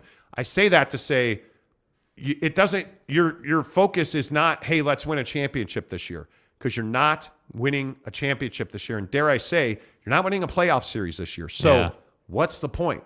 It's cool to win games. It's cool to expose guys to playoff basketball, absolutely. But you're not winning a championship this year. Be a seller. Be a seller. If you can trade Mike, JC, Colin Sexton, Kelly Olynyk, Malik Beasley, you're doing that. Yeah. You're absolutely doing that. Can you imagine this team if they had another first-round pick in this year's draft? To have 4 picks in that draft. This is also, again, why you need to pay attention. You better be watching Brooklyn on Friday night. Yeah. Who owns Brooklyn's first-round pick this year? Mm-hmm. The Utah Jazz. You better be watching Minnesota. Who owns Minnesota's pick? The Utah Jazz. Yeah, you're a Brooklyn fan tomorrow night. I mean, it is. No, you're not a Brooklyn fan. You need them to suck because you own that pick. Right? So I think it is, and it'll be the worst of the worst. You know, like it's just one of those things that I think it's a really tough conversation. It's a really tough digestion. You know, James Knight, good morning to you, friend. He says, morning, guys. Any major player movement coming? I hear Zach LaVine to the Knicks. The Chicago Bulls, painfully, are my squad. And I spend a lot of time talking to guys about the Bulls. And I know a lot of guys in Chicago that cover the Bulls. I think they trade DeMar DeRozan before they trade Zach LaVine. I do. And I think DeMar DeRozan's one of the few guys that Jeannie Buss, the owner of the Lakers, would give up a first-round pick for. Yeah. I don't think I know. I've heard from multiple NBA sources the Phoenix Suns are interested in DeMar DeRozan. I have absolutely heard that Zach LaVine would like to be traded because he does not like Billy Donovan, who, oh, by the way, in secret under the cloud coverage of the summer, Billy Donovan signed an extension with the Chicago Bulls that nobody knew about. The Bulls are a mess. And it's because, why are the Bulls a mess? Because they're the New York Knicks. What do I mean by that? They wouldn't pull the trigger on a Rudy Gobert trade. And Rudy Gobert, as odd of a fit as he is in Minneapolis, is a tremendous fit in Chicago. But why wouldn't they trade for Rudy Gobert? Because they didn't want to give up Pat Williams. And now they're freely willing to give up Pat Williams. Why didn't the Knicks make the Donnie trade? Because they had to have Quentin Grimes. We did a short on that yesterday. Quentin Grimes is a 10-point-a-night player. Donovan Mitchell's a 30-point-a-night player. A franchise player. You fought to keep Quentin Grimes, and you didn't wind up with Donovan Mitchell.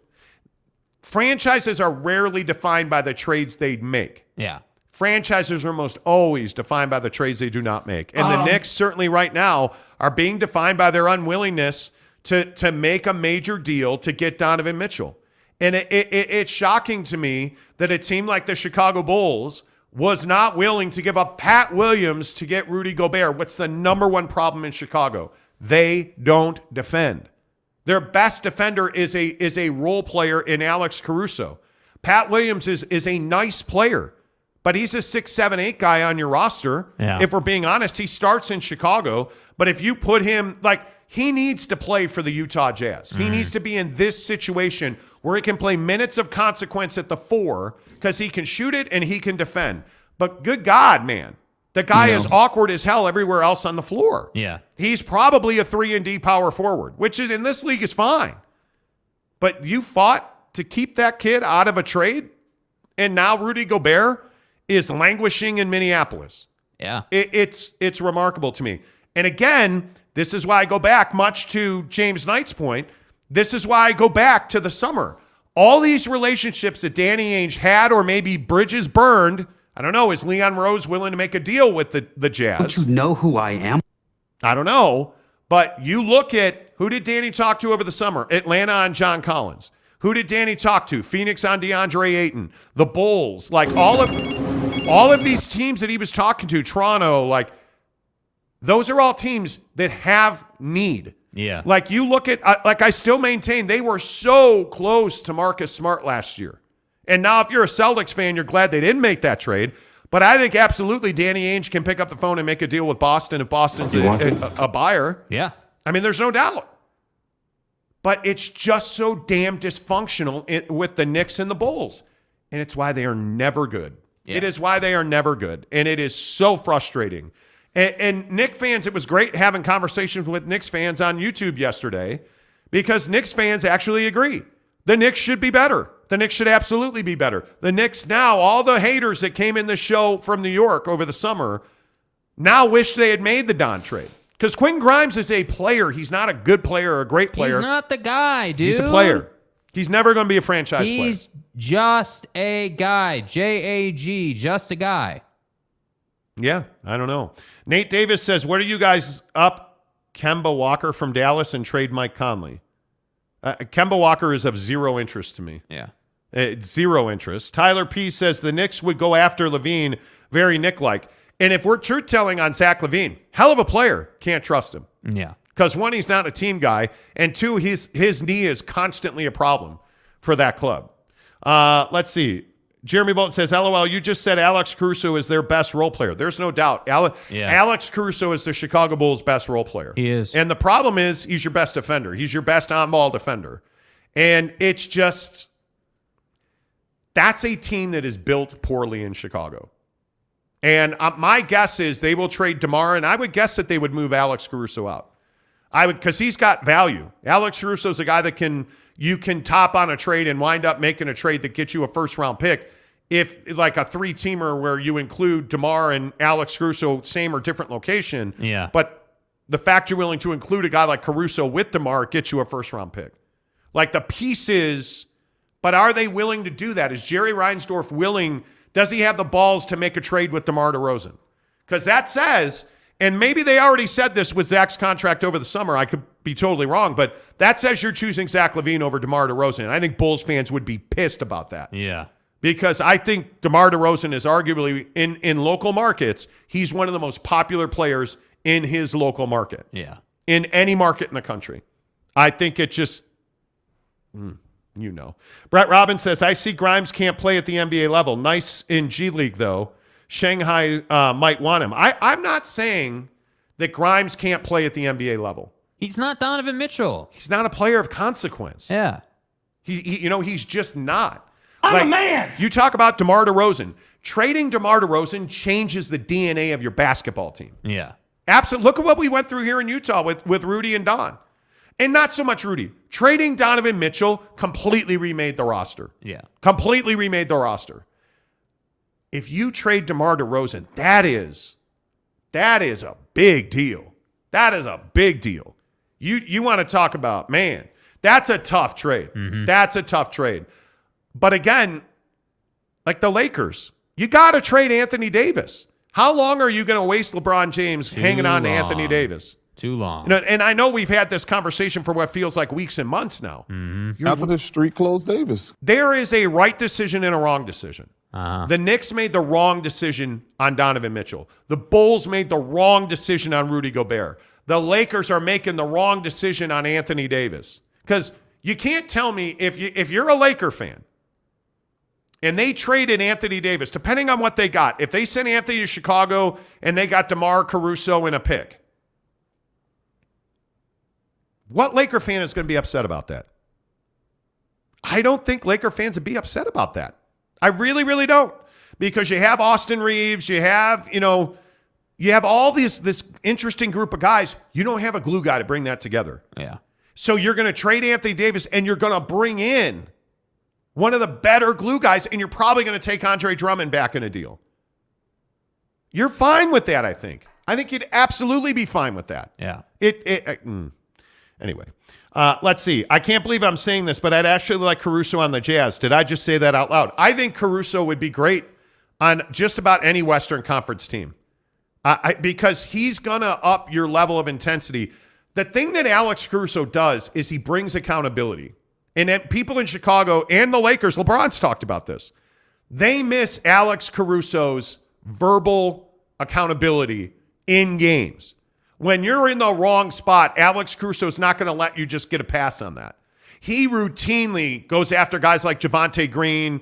You see him getting into Nikola Vucevic's chest on, hey, because you miss that on the Lakers. You miss that on those teams that are just, and I know it sounds sensational. The Lakers are not that far from a championship. Right. They're not that far from a championship. They're not.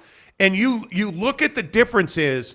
You cannot allow Russell Westbrook to get up in the air last night. Did you guys see this? It's on Jake's Twitter, SLC Jake on Twitter. Yeah.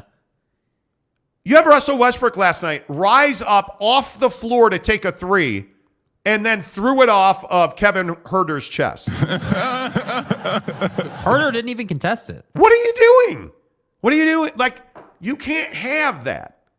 You can't, but who's going to say anything to Russ? Yeah. Because LeBron's not that dude. LeBron's not a great leader.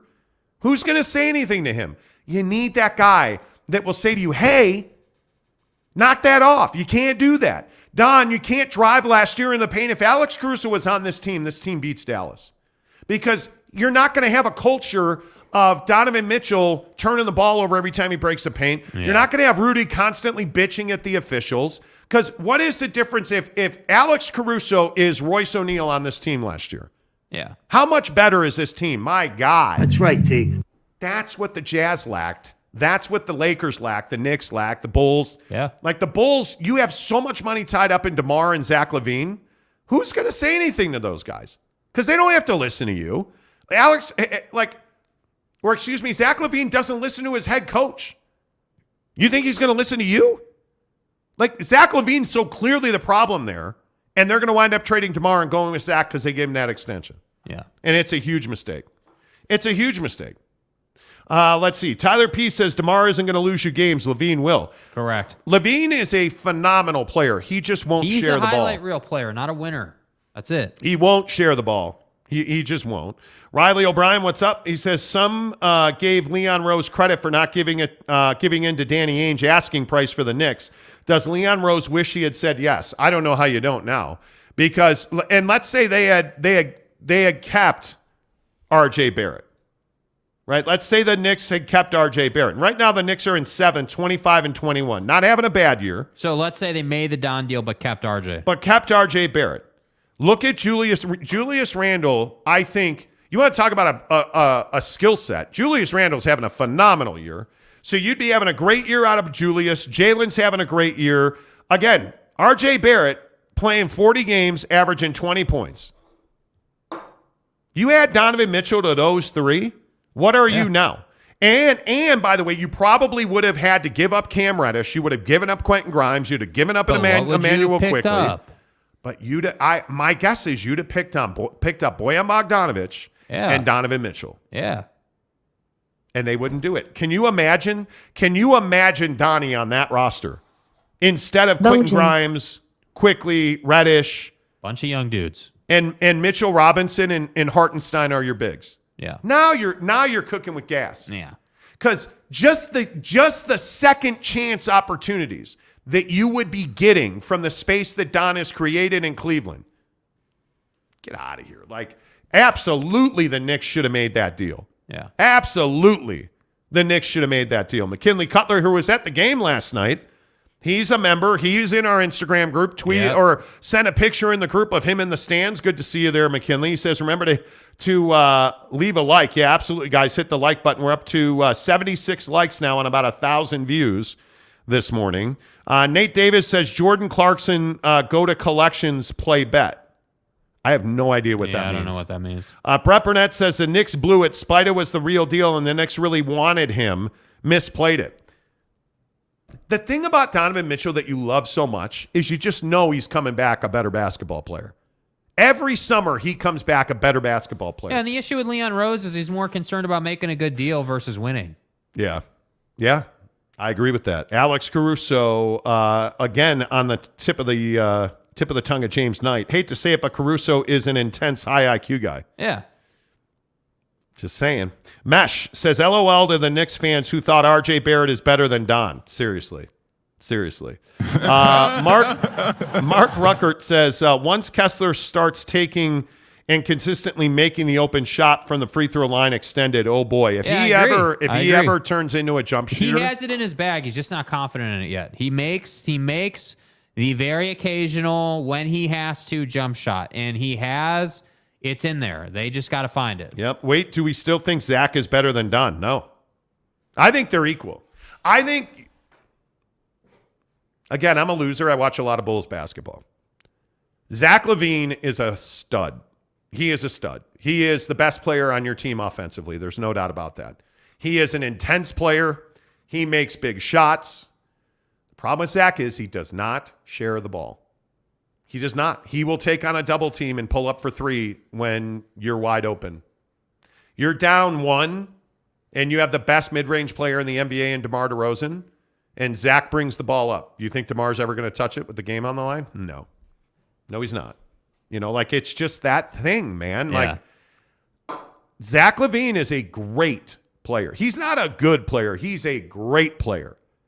But if you're not going to share the ball, I can't have you on my team. Yeah, I agree. I just, especially with the money he makes. I think he and Don are equal offensively. I think Zach's more explosive. I think Zach is a faster player than Donovan Mitchell. Well, what's the difference, though? What's the difference? Zach is like 6'5", I think, 6'6". He's a bigger player. Don's 6'1".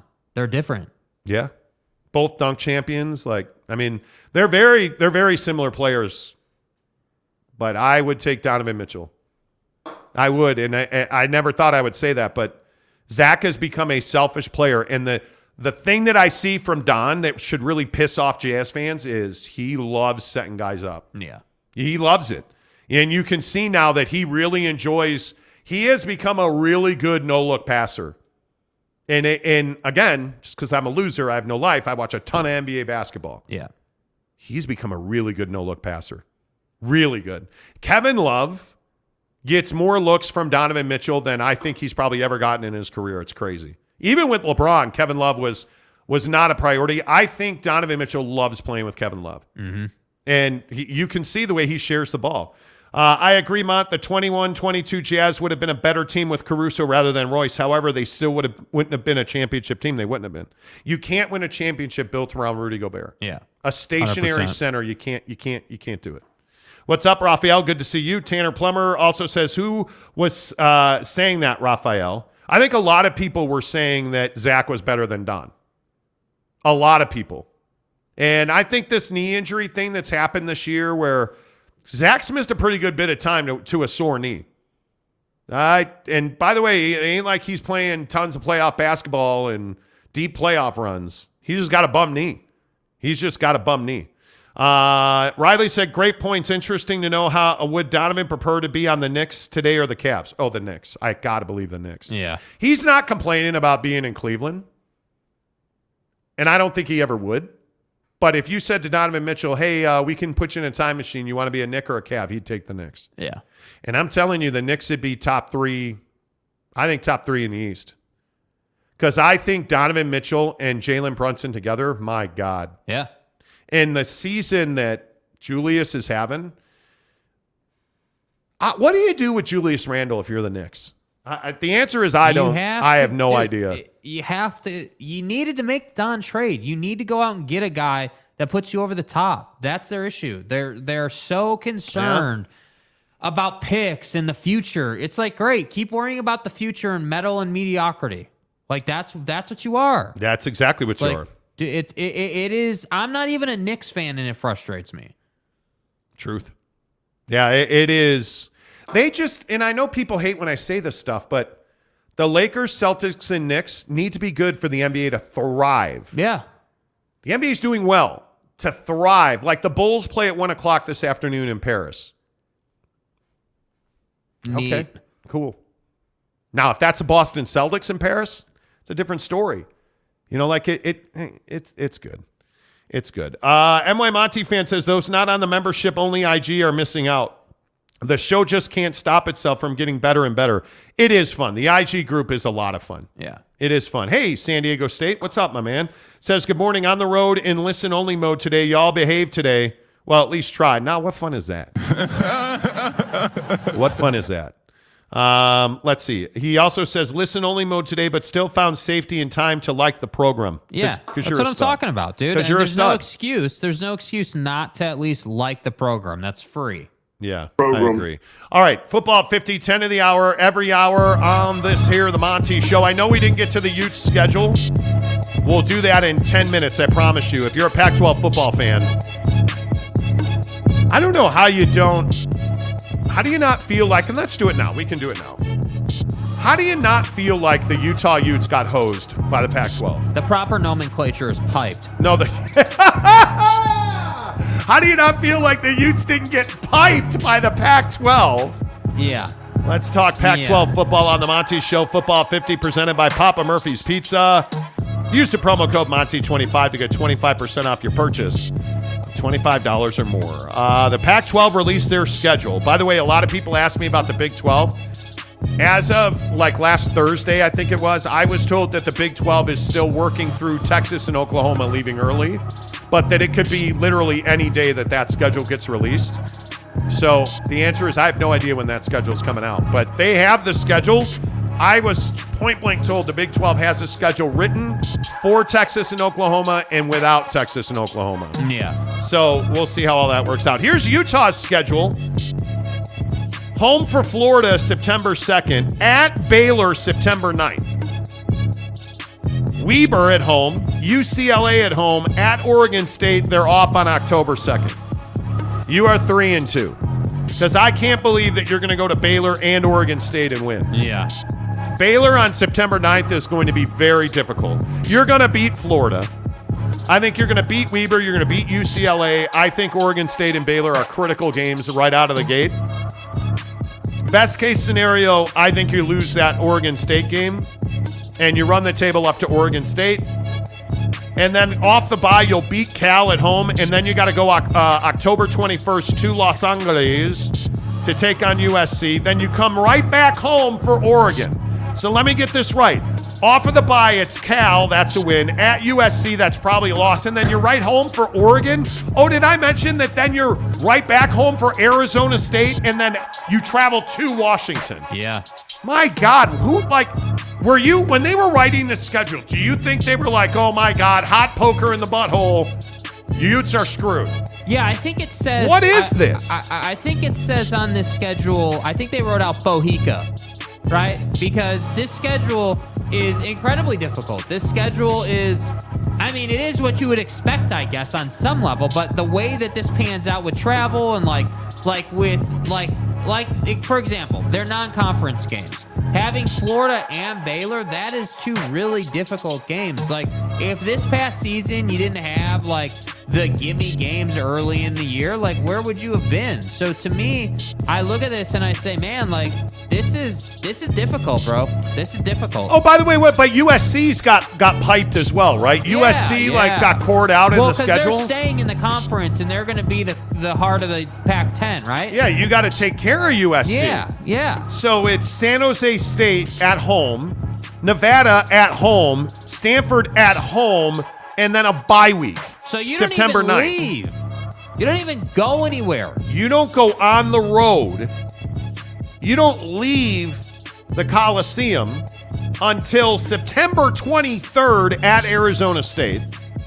Then you're at Colorado, home for Arizona, at Notre Dame October 14th, home for Utah, at Cal, home for Washington, at Arizona, home for UCLA. And oh, by the way, did I mention they threw in an extra bye week, November 25th? Yeah, you said they're at Oregon. At Oregon. At Oregon on the 11th. Yeah. And then home for UCLA. Yeah. Bye week before the Pac-12 championship game. Which they will likely be in. That's crazy. Although it feels like there's some, to me, it feels, this is the schedule that should win you the Pac-12 championship and put you into the college football playoff. Yeah. But I'm telling you now, are there Lincoln Riley losses on that schedule? I don't know. Let's talk about Washington's schedule. You want to talk about, and maybe somebody just doesn't like Washington Huskies. The Washington Huskies. Boise at home on September 2nd. Tulsa at home. At Michigan State. Home for Cal. At Arizona, bye week. And here's where Bohica slides in. Oregon, Arizona State, at Stanford, at USC, Utah, at Oregon State, Washington State. The second half of the season for Washington. Yeah, you're done. October 14th to November 25th. Oregon, Arizona State, at Stanford, at USC, Utah, at Oregon State, at Washington State. Yeah, good luck. Good luck. Peace out, bro. You're not going to the Pac-12 really championship. I'm really thrilled that USC is going to win the Pac-12 championship again. And the other one that I think you have to look at is Oregon, obviously, right? You look at Oregon, and you tell me if this is a tough schedule or not. Portland at home, at Texas Tech. You're Oregon, you should win that game. Hawaii at Autzen Stadium. Hawaii. Colorado at home, at Stanford, bye week. At Washington, Washington State, at Utah, Cal, USC, at Arizona State, Oregon State. That's not the worst schedule, but that's not an easy schedule. How good is Colorado going to be? Well, that's a big question. That's a big question. I don't know. The answer is I don't know. And I look at some of this nonsense, and then I look at Arizona State's schedule. Southern Utah, the Thunderbirds. The Thunderbirds. Home for Southern Utah. Home for Oklahoma State, Fresno State, USC, and then you finally go on the road September 30th at Cal before you come back home and welcome Prime in the Colorado Buffaloes. Yeah. So that's a meat grinder schedule. And then your second half is at Washington, home for Washington State, at Utah, at UCLA, Oregon, Arizona. Yeah. In a rebuilding program at Arizona State. I don't know what the Pac-12 was doing when they made these schedules, but that's crazy to me. I just don't understand why you would cater towards SC. I don't get that. I don't know either. Like, it is, dude, I don't know why you gave Arizona or USC a pass. Because I feel like the USC schedule's the cake of all the big daddies. Yeah. That's just crazy. Yep, it is. It's crazy. 100%. And I don't understand it. I really don't. Lewis says the Big Ten has to coddle them or they will cry foul. Right. Okay. Alan Corbin says Utah goes 9-3 next season at best. Meanwhile, UGA gets 11 glorified scrimmages for their title defense. You want to know? Dude, you're not even joking. You're not even joking. Has anybody seen Georgia's schedule for next year? You want to talk about three-peat? Georgia's got UT Martin, Ball State. I thought you said UT Martin. Yeah, the Skyhawks. What? They've got UT Martin, Ball State, South Carolina, UAB, at Auburn, Kentucky, at Vandy, bye week, at Florida, Missouri, Ole Miss, at Tennessee, at Georgia Tech. What kind of ripoff is this? Dude. Bro, what? If you don't run the table, I mean, you're clearly the most talented team, the best team in the country. That's an undefeated schedule. Yeah. You don't have a tough, who's your best home game? You don't have some crazy home game. The Florida game, that's the biggest, well, no, that's the game. You're not allowed to call it the biggest cocktail party anymore. Florida, Georgia, and Jacksonville, October 28th. But yeah, I guess Ole Miss on Saturday, November 11th, but Lane Train hasn't convinced anybody. Lane Train. Right? You have some tough road games, but notably not on your schedule. Alabama's not on your schedule. Which they should be. Every year, but they're not. Right? I mean, it just is remarkable to me how this is set up for the big dogs to eat. Yeah. It's set up for the big dogs to eat. I don't know how else you explain it. Yeah. I really don't. And it is frustrating as hell. And when I'm really frustrated and I need awesomeness, I'm getting an XLNY from Papa Murphy's Pizza. Right now with Papa Murphy's, we've got a great deal. Which means I make more great pizza. Like our $9.99 XLNY pizza. It's everything you'd expect from a classic New York-style pizza, hot and fresh out of your oven. Order now at papamurphys.com. Papa Murphy's, use the promo code Monty25 to get 25% off your purchase of $25 or more. Look at my guy, Macho Man. Macho Man. Did the cold shower, went 30 seconds, had a goal for 1 minute. Great workout afterward. My there guy. You go. I did the cold shower this morning again, and I made it 90 seconds. And it was, I'm not going to say it was easy because it wasn't. So my cold shower routine, if you're new to the show, we've been talking about cold plunges and cold showers on the show all week long because I've really gotten into, Dr. Huberman and, David Goggins. I've really gotten into dealing with adversity. I think it's a big thing for me right now. And so I started taking these cold showers, and I started on Monday night, did it on Tuesday morning, was awesome, right? Or I guess I started on Sunday night, did it on Monday morning, felt great on Tuesday, did not do it yesterday morning and had a pretty rough day yesterday. Did it this morning, I got to tell you, I feel 100% better. 90 seconds. So what you do is you take a hot shower, your normal shower. You start it, in my opinion, 30 seconds. You just want to be able to turn the water to its coldest temperature, and you stand under that shower for 30 seconds. So I did that. I made it 30. Then I did it a minute. And this morning, my goal was to crush a minute. So what I do is I put my cell phone, I put my iPhone, I use the timer on my iPhone. Pro Max. I put it on my toilet seat because that's right next to the shower. I can reach it. When I'm done with the hot part of the shower, I wash myself, I do my hair, all that stuff. Hit start on the timer for 1 minute. And what I do is 1 minute and 8 seconds because I want to give myself a chance to say, why are you doing this? Don't do it. And then I turn it on myself. Turned it on at 1:08, and this morning I had to really fight to turn the cold water on myself. It was really difficult. In fact, when I went to turn the timer on, I'm like, just skip it today, do it tomorrow. And I was like, no, you're doing it today. Hit start.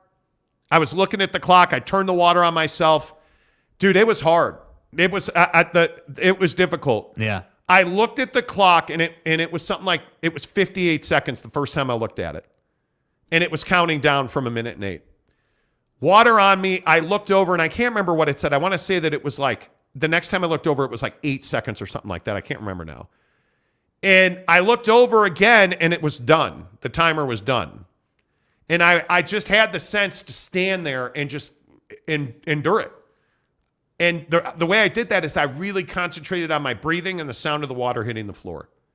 And unlike Jake, the way I do it is I start with the water kind of hitting my chin and my chest. Uh-huh.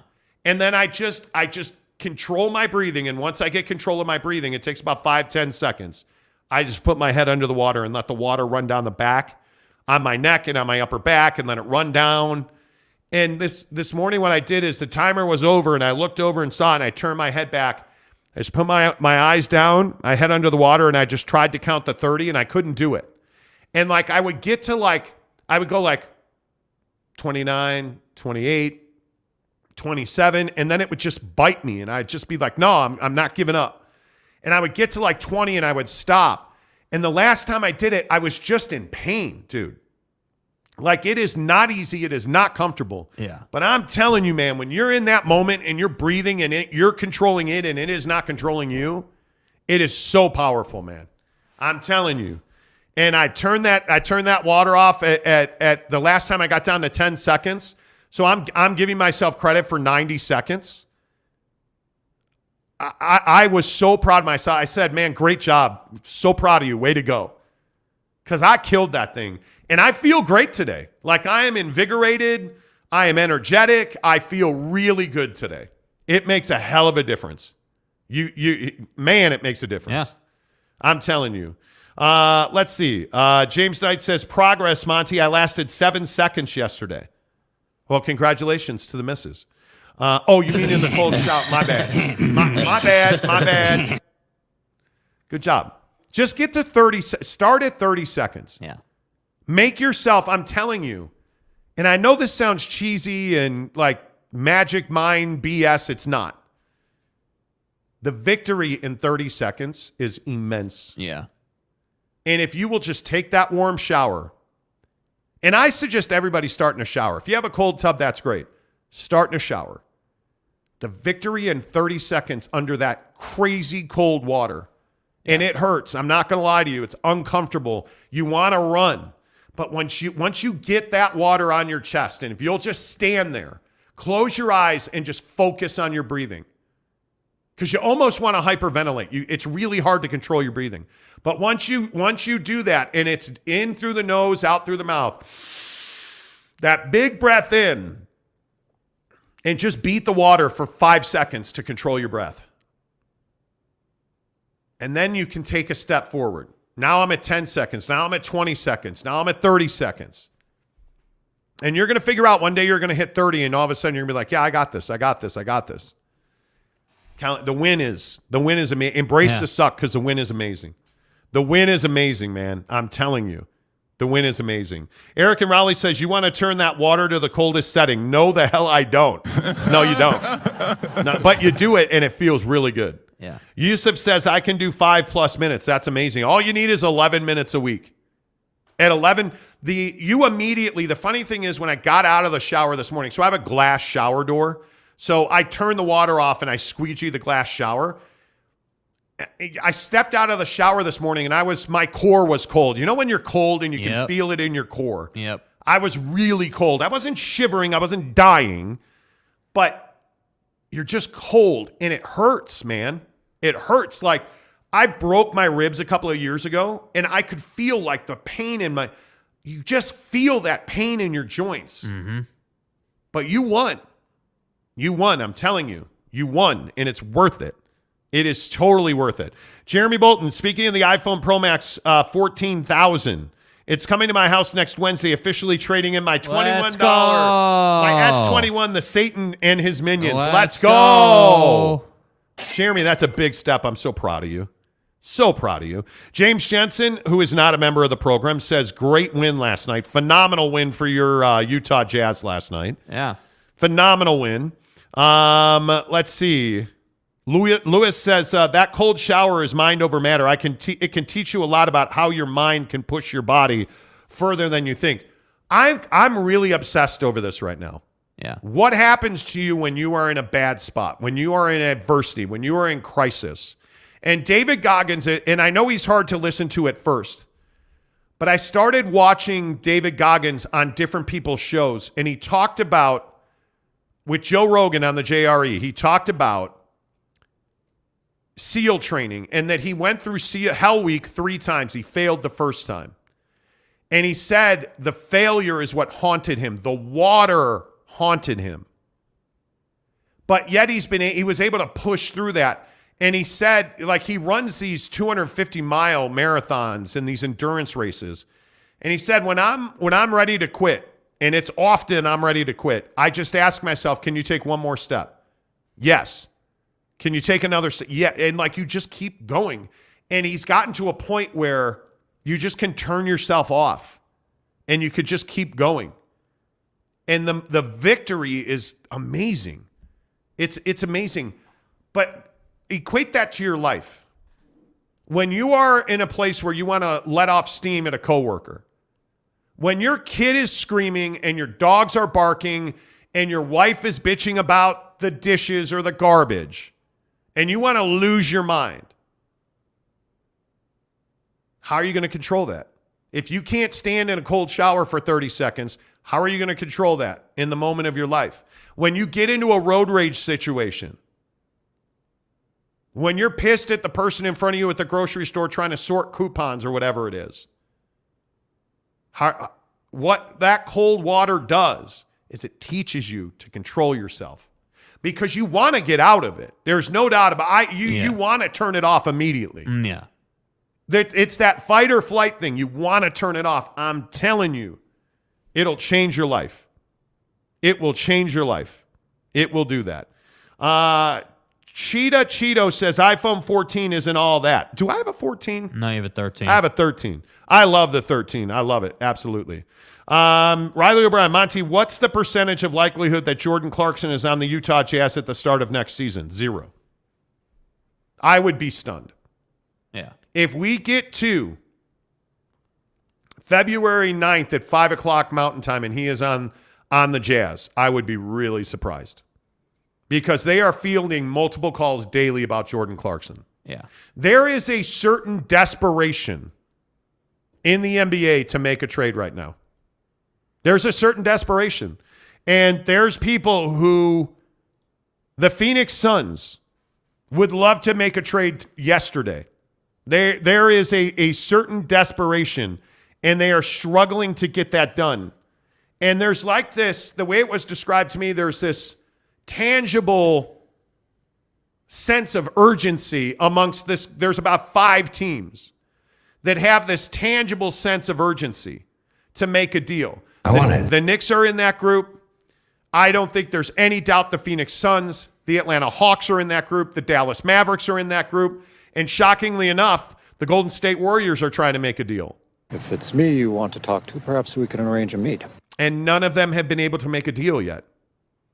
And as we climb closer and closer and closer to the trade deadline, I don't think there's ever been the dearth of talent that's available in the NBA today at any point in the last 5 years. And a team like Dallas, where Luka Doncic reportedly is bitching about the talent around him and is imploring that team to do something about it. Yeah.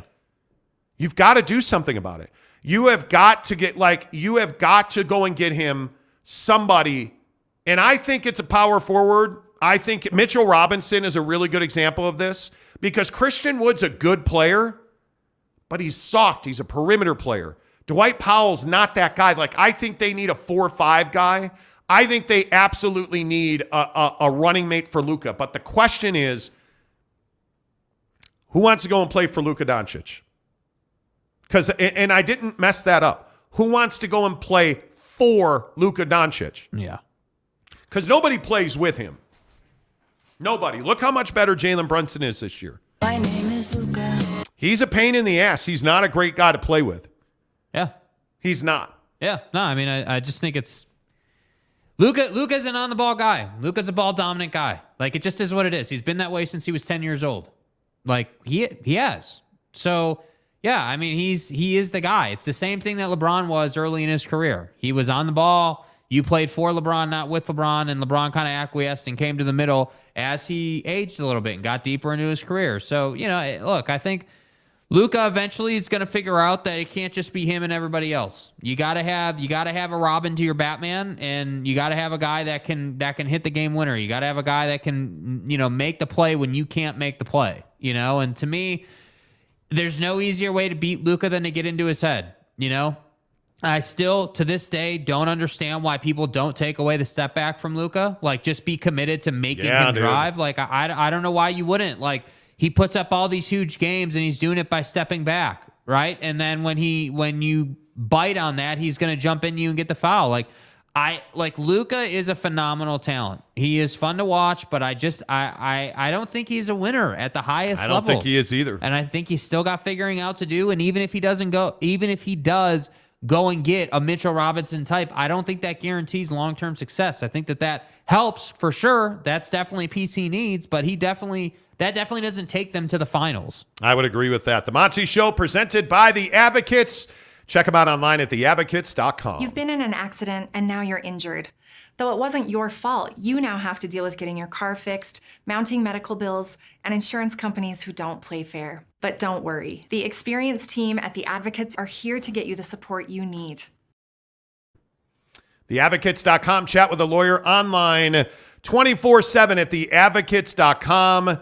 And that costs you nothing because they never charge you a consultation fee. They never charge you a retainer. You don't pay the advocates until they win your case at theadvocates.com. If I had to guess, I think Jordan Clarkson winds up in Phoenix or Atlanta. That would be my guess because I think Atlanta, I think Atlanta needs pop off the bench, and I think Bogdan Bogdanović needs a change of scenery. Right. And I am not one who believes that Atlanta is going to trade DeJounte Murray or Trae Young at the deadline. I much more believe that that's a summer deal. And I think there's no doubt, and one of the things I think you have to talk about when you look at Jordan Clarkson is I don't think there's any doubt he's going to free agency this summer. Nobody can offer him the money in an extension that he's going to get over the summer because of the CBA. He is a $22 to $24 million per guy. That's a $72 million contract. He's not getting that now. He's getting that in the summer. Yeah. And again, NBA sources confirmed what the Jazz told me, and that is that Jordan Clarkson has said to the Jazz, hey, look, I'm not going to sign this extension. We're not going to get into extension talks. I would like to be moved to a contender if that's possible. Jordan Clarkson doesn't hate Salt Lake City. He doesn't try to get out of the Jazz. But if he can get to a contender who has a chance to win a championship, Jordan Clarkson would welcome that move. And I think the Jazz know that Jordan Clarkson likely brings them a first-round pick. Now, who that comes from and how valuable that is, I don't know. But the obvious stance partner there, in my opinion, is the Phoenix Suns. They control all of their future first-round assets, including this year. Yeah. And I think Danny Ainge, I've been told repeatedly, would like to add a fourth first-round pick in this draft. And that absolutely that makes a lot of sense because it gives him ultimate leverage. I think Jordan Clarkson and I think Mike Conley, both of those guys get moved. And I think absolutely, without doubt, Malik Beasley gets moved. This roster is going to be very different, or at least it better be on February 9th at 5 o'clock in the afternoon. Yes. If it's not markedly different, I think it's a loss for the Jazz. Yeah, 100%. And I don't understand, like, what is the point of like, what was the point of Jordan telling you ahead of time that he wasn't going to sign that player option for you to just waste that opportunity? So that's what I'm saying. When you ask what the percentage is he's still on the roster, 0. He won't be here. Yeah, I find it hard. I find it hard to believe that, I look up and down the West. I find it hard to believe the Lakers aren't going to make a deal. I mean, I that would be very difficult to do. Yeah. I think, you hear all of this stuff about where Jeannie Buss currently is mentally and that she doesn't want to give up future first-round picks. Those picks are meaningless. They mean nothing if you're the LA Lakers. And this is part of the problem in Los Angeles is that philosophically, that team's broken. Yeah. Jeannie Buss, and I'm really surprised. I had high hopes for the Lakers with Jeannie running the show. In 2026 or 2027, do you really care about your first-round pick? If you're the LA Lakers, you're a destination organization for free agents. Why do you care about your first-round picks? You've never won by drafting players. You're winning, in my opinion, by signing guys like LeBron James, by signing guys like Kyrie Irving, Kevin Durant. You're winning because of that. You're not winning because you drafted Brandon Ingram. You're just not. That's not who the Lakers are. Yeah. It's not who the Knicks are. So that's, again, not to be redundant, but why it's so shocking the Knicks didn't make the Donnie trade. Because if you're truly in New York and you're one of the most valuable franchises in all of professional sports on the entire globe, why are you not buying talent? Why is it that when Kevin Durant was available, the Knicks were a hard no on that? That is shocking to me. And so you look at these franchises and these organizations, it's what, frankly, is so mesmerizing about what's going on in Phoenix. Because you still have a guy in Bob Sarver that owns that team. Is he going to put a check mark next to a trade? Are you going to have to go out to your new owner? Is that even a possibility at this point? Yeah. It's an awkward situation with 22 days to go before the trade deadline. You got to make magic here if you're the Suns, or you're probably going to lose Chris Paul without ever having won a championship. Well, Chris Paul, I mean, and look, I know that book's on an extension and everything, but the reality is it's a players' league. I mean, yes. I'm not going to sit here and beat around the bush that if that situation goes sideways, don't think for a second Devin Booker's going to hesitate about getting out of there. Like, Book is a great player, but the reality is he's got winning to do. You have to get to that sort of next level in your career, which is a championship. And I don't believe that Phoenix is, put together right now to go ahead and do that. So to me, you're just playing games to play games when you're healthy, right? And that's a whole other side of the conversation. So I don't know, but like the Jordan Clarkson angle, he won't be here. It's not in the cards because the Jazz aren't going to pay him. what he should be paid, what his market value is. And it's very clear that there's demand for him. So why would you not go out and make that move? Like, to me, I just look at this situation and I say, hey, you know, inevitably, like this, that's what I was saying at the beginning of the show. Like, you can't get married to these guys. Like, these guys are trade chips. These guys are dudes that are going to be moved, and this team is going to look different. And that's just kind of the reality of the situation. But I'll even go a step further on JC and say you should not sign him. You should not sign Jordan Clarkson. Paying him $72 million over 3 years is a fail for this team. Yeah. It is the same thing as extending Mike Conley these last 2 years. You just should not have done that. That was a mistake. And you are, in my opinion, paying more money than you should be. Now, and you're going to compound that mistake if you don't trade Mike Conley. Because again, I know that Dallas, I would put Dallas and the LA Clippers as the two hottest teams on Mike Conley. Mm-hmm. There's, in my opinion, from what I've heard and what sources have told me, Dallas and the Clippers are the two hottest teams. I would put the Phoenix Suns as the hottest team on Malik Beasley. There are deals to be made. Yeah. You've got to go and make those deals. This is why you hired Danny Ainge. You didn't bring him here to facilitate draft picks. Yeah. So to me, it's just a no-brainer. An obvious straight up thing. Like, it's not difficult to understand. Yeah, it's a no-brainer. And the Devin Booker point's really interesting because I don't see Devin finishing his career there. No. I don't. I think if I'm Devin Booker, I'm trying to get to Los Angeles to play for the Lakers. It just makes too much sense. I mean, there are guys that are odd fits, and then there's Devin Booker to the Lakers, which is a tremendous fit. It makes too much sense. And right now where the Western Conference is, the Suns would be foolish not to go all in because you have all of the assets to make that happen. You have a billionaire owner coming in. You have this renovated arena. You're building a new practice facility. You have a town that's behind you. Go all in. Yeah. Go all in. And if you don't win now, okay, at least we tried. Hey, that was a terrible trade. Well, you know what? I tried my best. Yeah. That, to me, is where you need to be at. Yeah. And Jordan Clarkson, again, I think there are, an interesting team that was brought up is the Brooklyn Nets with Jordan Clarkson.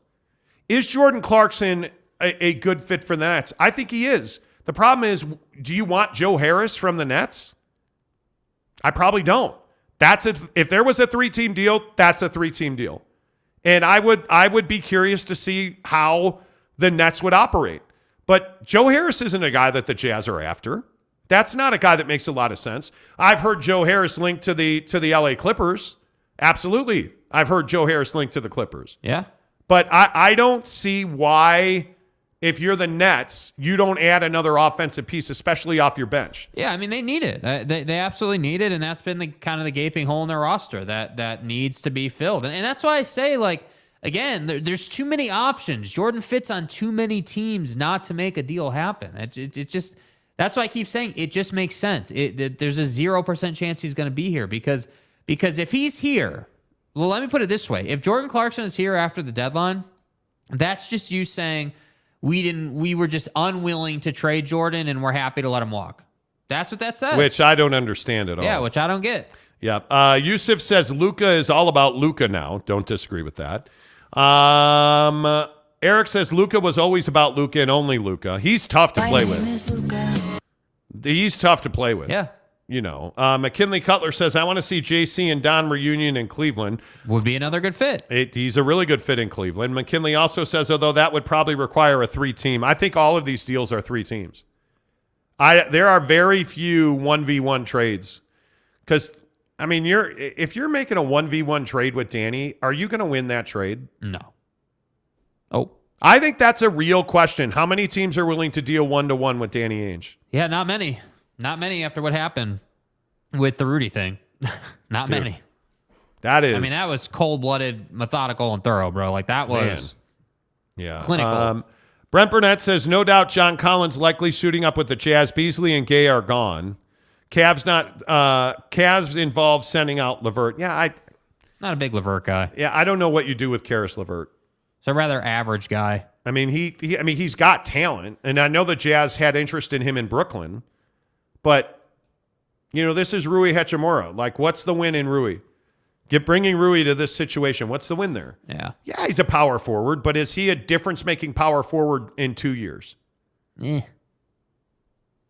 I don't know. I don't think so. Is John Collins a difference-making power forward in 2 years? I think he is. Yeah, he has the potential to be. Yeah. I think he is. But I don't. I see, I think you got to be careful speaking in superlatives. Oh, he's gone. There's so much in motion here that, I mean, you really just don't know. Yeah. And it's remarkable to me that when you look at the things we've talked about on this show, I don't think we've gone, I'll go back and look at where we posted that up. But, you look at the things that we've talked about, right? According to Shams, the Utah Jazz have been the most engaged team recently in pursuing John Collins. Uh-huh. And we've told you that back to last trade deadline. We told you that over the summer. There's been a consistent conversation between the Hawks and the Jazz on John Collins. And it's a matter of timing and assets. And right now, I think the Atlanta Hawks are very motivated to make a deal. Yeah. They know, I think they are acutely aware this summer could be a disaster for them.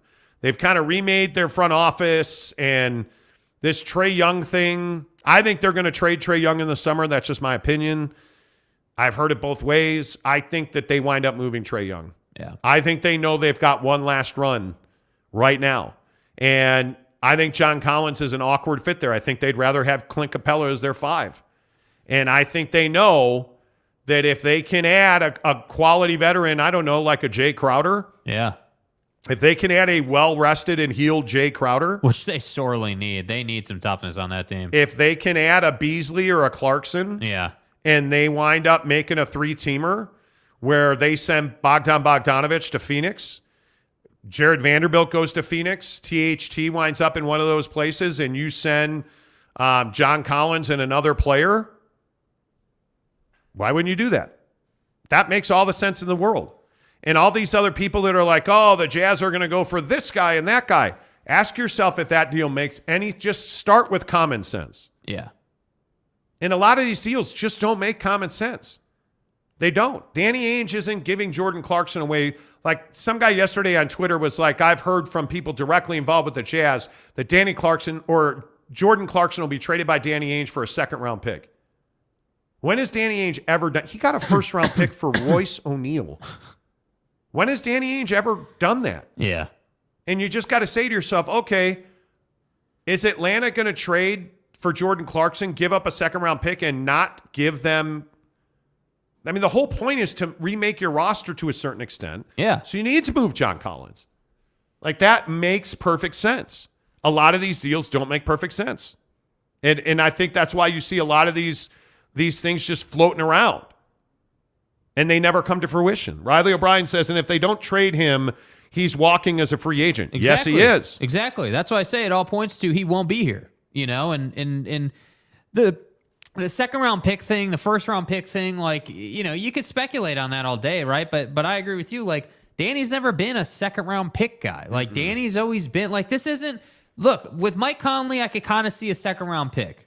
Okay. He's very much in the last couple years of his career, but he can still do some things for you. Okay. Second round pick, maybe a bench player to go with it. All right, great. I could get down with that logic. But Jordan Clarkson is still a premier 6-man in this league. Jordan Clarkson can come off the bench and give you a cool 30 points on any given night. Like, he is valuable, man. And that's why I say this nonsense about second round picks. Like, I'm not doing that. No, and I'd also remind you that making a one singular massive trade is not what's best for the Jazz. So again, I'll just say I'd be surprised if Beasley and Clarkson went out in the same trade. Yeah, I'd be surprised by that. And you've been on that for a minute, and I think it makes a lot of sense. I mean, Because why would you? Jordan Clarkson's worth I don't know if he's worth 2 first-round picks, which is what Danny's asking for. No, I think he's a first and a player. I don't think he's worth 2 first-rounders. That's asking a lot. And but that's what Danny's asking for is 2 first-round picks, which he should be, by the way. I was going to say, if you're negotiating, again, this word logic that we keep using, if you're negotiating, right? You want to start high so you can negotiate down to a reasonable price that you're willing to accept. So it doesn't surprise me that the information we have says that Danny is asking for 2 first-rounders for Jordan. Because then the other GM is going to come in and be like, all right, well, I'm not willing to give you 2 firsts, but I'll give you a first in Buddy over here. I'll give you a first in this guy that I feel like projects into your roster really well.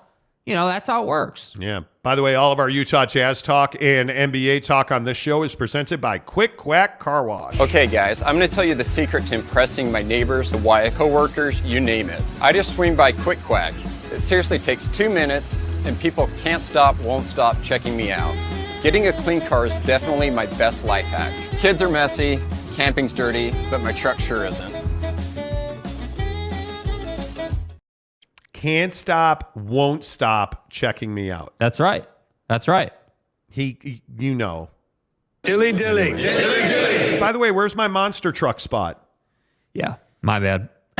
There is a huge on sale this Friday here at Maverick Center. Get to maverickcenter.com. We have got big events coming into the building. Monster trucks are coming. The WWE is coming. That's on pre-sale right now. The public sale goes off on Friday. So Friday, you better be at maverickcenter.com. Hey, by the way, that's tomorrow. So we are all clear. That's tomorrow. Already. the event list, and let me pull it up. The event list at Maverick Center. There's another fierce fighting that's happening. Yes. Just go to maverickcenter.com. That is tomorrow. 5 o'clock, the doors open for fierce fighting. Yeah. Which is huge. But you start looking at the schedule. Yeah. It's gonna be awesome. Yeah, it's pretty legit, and it's cool to see how the building kind of transforms depending on what event you go to. Like Monster Trucks is gonna be sick. There's no way. Like the thing about the Mav that I've always liked, and having been in a lot of like arenas and venues and stuff, like there's not a bad seat here. It was built for hockey, right? Which means the reason you care about that is because in hockey arenas, you can't afford to have a bad seat. You have to be able to see the whole rink at any given time. So when you have women's gymnastics, monster trucks, G League, when you've got all this stuff happening, it's cheap and there's no bad seat. Dude, are you guys, they have another one of those Tex-Mex rodeo concert things happening. The build out for that is wild, bro. I'm talking about February 12th. Dude, they bring in, I don't know how much dirt it is, but it is an immense amount of soil that they pack into the ground. Oh, my God. And it literally is a rodeo with a live concert. It's crazy. Yeah, so what's on sale Friday? Friday is Monster Trucks, February 10th and 11th. There's a track party you get for free. Bring your kids to Monster Trucks. It's amazing. Then the Pac-12 Women's Gymnastics Championship is March 18th. And then Road to WrestleMania, the Super Show, March 25th. Saturday, March 25th, that goes on sale. The list of events at Maverick Center is amazing. MaverickCenter.com. We're going to start running some spots on that as well. Let's get your comments in here. We love you guys being here, man. Please hit the like button. It really helps the channel grow.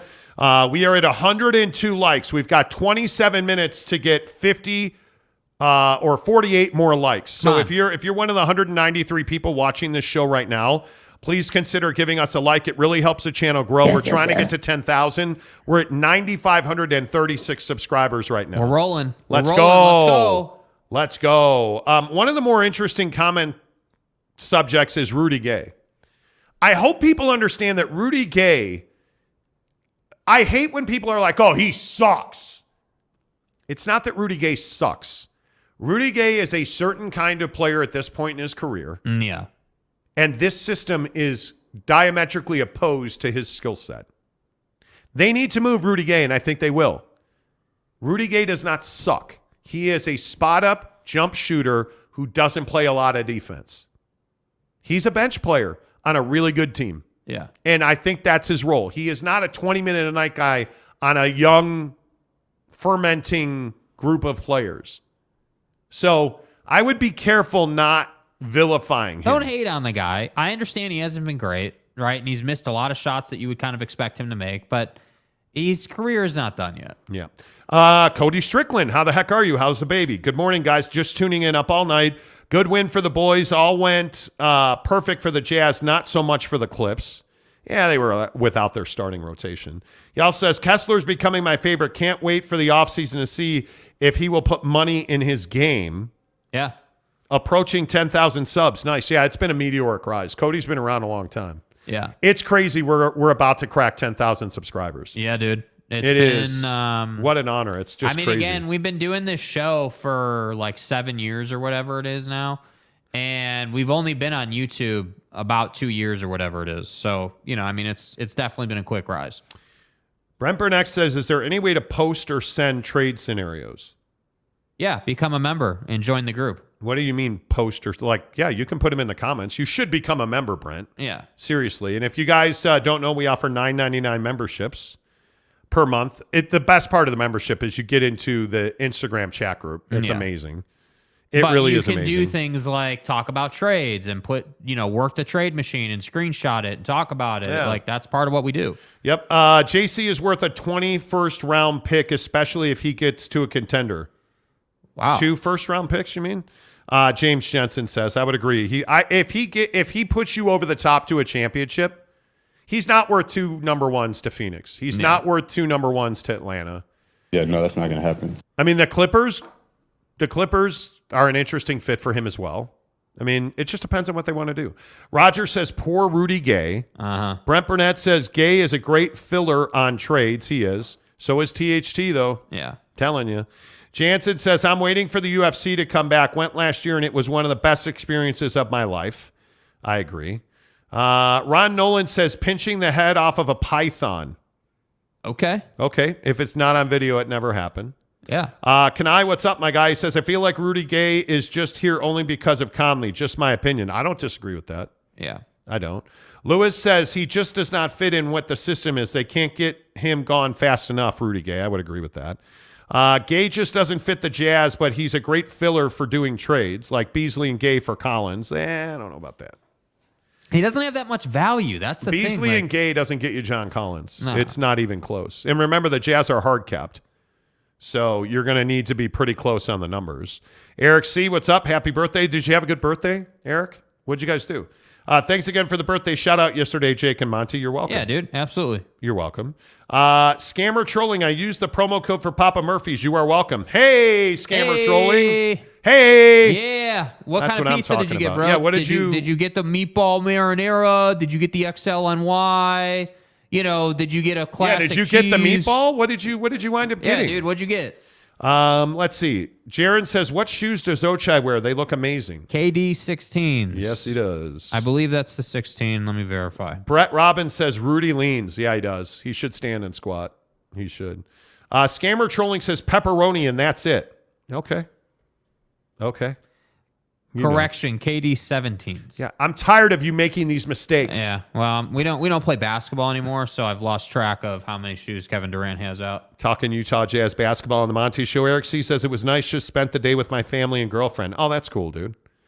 That's cool. Brent Burnett says, ran the trade machine, and it all works with the rules for all teams that are capped. Beasley and Gay is not getting you John Collins. Right. It's not going to happen. It's not enough value to Atlanta. Why would Atlanta do that? Yeah. What? And that's one of the reasons we don't speculate. And I know a ton of people DM me and they're like, hey, bro, look at this trade. Guys. We don't speculate because you're talking about a guy's career. Hey, guys. But I can tell you right now that Beasley and Rudy Gay does not equal John Collins. Threesley? Oh, excuse me. Beastly and Rudy Gay does not equal John Collins. That's never going to happen. Jaron Eccles says, I asked my wife the question, sit or stand. Did not like the answer I got. Oh, no. Is she a stander, bro? It's my girl. Dude, is she a stander, Jaron? Let's go. Jansen says, Jake can't mess up his shoes. This is why Sarah Todd doesn't like the show. See? It's your problem. Well, at least I know I have to pay for my shoes. You know what I mean? Yep. Jeremy Bolton says, I'd trade Rudy Gay for a corn dog. Why do you bring up food? I am so hungry right now. Yeah, dude. It's crazy. Brent Burnett says, Atlanta is dumping a nasty Collins contract. They paid too much. Right. And he's got you guys understand that the Jazz are not the only team chasing him. Yeah. It's like a competition to get John. I get that? And Brent, you don't have to agree with us. Malik Beasley and Rudy Gay ain't equaling John Collins. I'm not sure that he's disagreeing with us. I think he's just simply saying that's what Atlanta's trying to do. And I actually don't think, and again, this is just my opinion, I actually do not think that John Collins' contract is that terrible.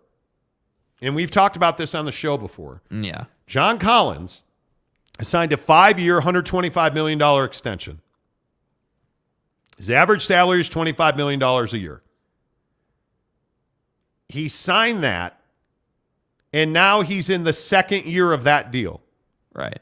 You've got this year, and then you've got 23, 24, 24, 25, and then the third year's a player option. And what you essentially have left is about, what is that, $75 million? You don't have a power forward on your roster. Yeah. Paying John Collins $25 million a year on average is not a bad deal. Not when the salary cap keeps going up. And I also think, again, he's pliable. It's not like this guy is just stuck in the mud or anything. No. Like the guy, you can develop the guy. You can. I like I always say with John Collins, this is where I always find myself because of the deal and because of his skill set. Like I always find myself saying, this is somebody that you could mold into the system that Will Hardy wants to run, because Will Hardy is the guy they want to coach the championship team like they do. Yeah. So to me, this is not some, difficult situation. Like you're going to have to give up significant talent to get John Collins. Yep. But to me, it makes great sense. Go and get that guy, because Kessler is not the strong, going to bang with dudes guy, right? But John can be that guy. He can be that guy. Yeah. I think it is going to be very interesting to see how all this plays out. Yeah. I really do, because I think when you look at John Collins' numbers, it makes a lot of sense for the Jazz. Yeah. It makes a lot of sense for the Jazz. And I think the biggest win for John Collins is getting out of that system in Atlanta that is just not even close to setting him up to succeed. Well, and I think the situation, too, like you've got the system that, like you just said, the system where he can't succeed or it doesn't cater to him. You got the fact that it's Trae Young's team, and Trae Young, culturally speaking, in that locker room is not great, which is why they went and brought in DeJounte Murray, in my opinion, to kind of even that out a little bit. So Trae Young wasn't the only quote-unquote star in the locker room. And then on top of that, you have an Eastern Conference that's super top-heavy and loaded, so it's going to make it tough for you to have big-time success. Like, that's the issue. And listen, if Phoenix ends up, and I still think the 3-team trade that we reported a month ago that Shams confirmed this week was Threesley, Malik Beasley, that Holly Rowe now calls Threesley. Dude, come on. She was not good last night. Malik Beasley, Jared Vanderbilt end up in Phoenix with Bogdan Bogdanovic. Yeah. The Jazz end up with John Collins and probably Dario Saric on an expiring deal. 2 first-round picks. Mm-hmm. Atlanta ends up with, and I think the biggest part of that is going to be Jay Crowder, and I could see them getting Cam Johnson. Yeah. They're going to wind up with a mix of players that includes Talon Horton-Tucker. Yeah. That deal makes a hell of a lot of sense. It gives them a veteran leader. It gives them a defensive prowess. It gives them a really good three-point shooter. It alleviates them of Bogdan Bogdanovic and John Collins' deals. Yeah. And it gives them flexibility. And it allows them to move up in competitiveness pretty significantly. The Jazz end up with John Collins and Dario Saric, 2 first-round picks. Phoenix ends up with the much-needed wing consistent shooter in Beasley. Jared Vanderbilt that allows them to bang a little bit. And by the way, I would not be surprised to see a Bismack Biyombo end up in that deal. I would not be surprised to see filler pieces like that end up in those deals. But it makes 0 sense in my mind that you would make a 1v1 deal with Atlanta. There's just not enough value. You need Phoenix's first-round pick. Correct. It just doesn't make sense. Just like what the Mavs did to Kristaps. If you make a player a light post, he will be a light post. Lauri was set free to play the way he plays instead of telling him to sit in a corner. I just think Lauri Markkanen's mindset needed correction. And it's very interesting how many coaches don't believe they need to tell a player to be aggressive. Yeah. You need to tell a player to be aggressive. You know, like one of the more interesting conversations I've ever had was with Phil Jackson about Dennis Rodman in Chicago. Uh-huh. And he straight up said two things. I don't care if he takes a week off. I don't care if he ever scores a point. What Phil Jackson told Dennis Rodman was, get every rebound. That's your job. Go get every rebound. And he did his job exceptionally well. When you ask Rudy Gay to do things he's not capable of, he's going to fail. Yeah. When you ask John Collins to do things he's not capable of or you haven't developed him with, which is be a screen and roll to the basket player, when you've only asked him to be a three-point shooter, he's going to fail. Yeah. So you've got to put them in positions where John Collins is going to come to Utah and they're going to tell, hey, we've got to get your footwork right. His footwork is a disaster. Yeah. You know, like it just isn't, it doesn't make a lot of sense. Brent Burnett says, no need to give up Vando when we can trade Dom and Balmero. And Dom who? Why do you want to keep Jared Vanderbilt? I don't understand. Is that supposed to mean Doak? I don't know who Dom is. If that's Doak, you're up in the night, dude. Because Udoka Azubuike has zero trade value. Yeah. None. He is not an NBA player. Yeah. So I don't know what that's about, but it is what it like. So let me get this right. You really think Phoenix is going to give you a first-round pick for Doak and Beasley? You think they're giving you a first-round pick for that? Like, I'm not sure what you're calculating on.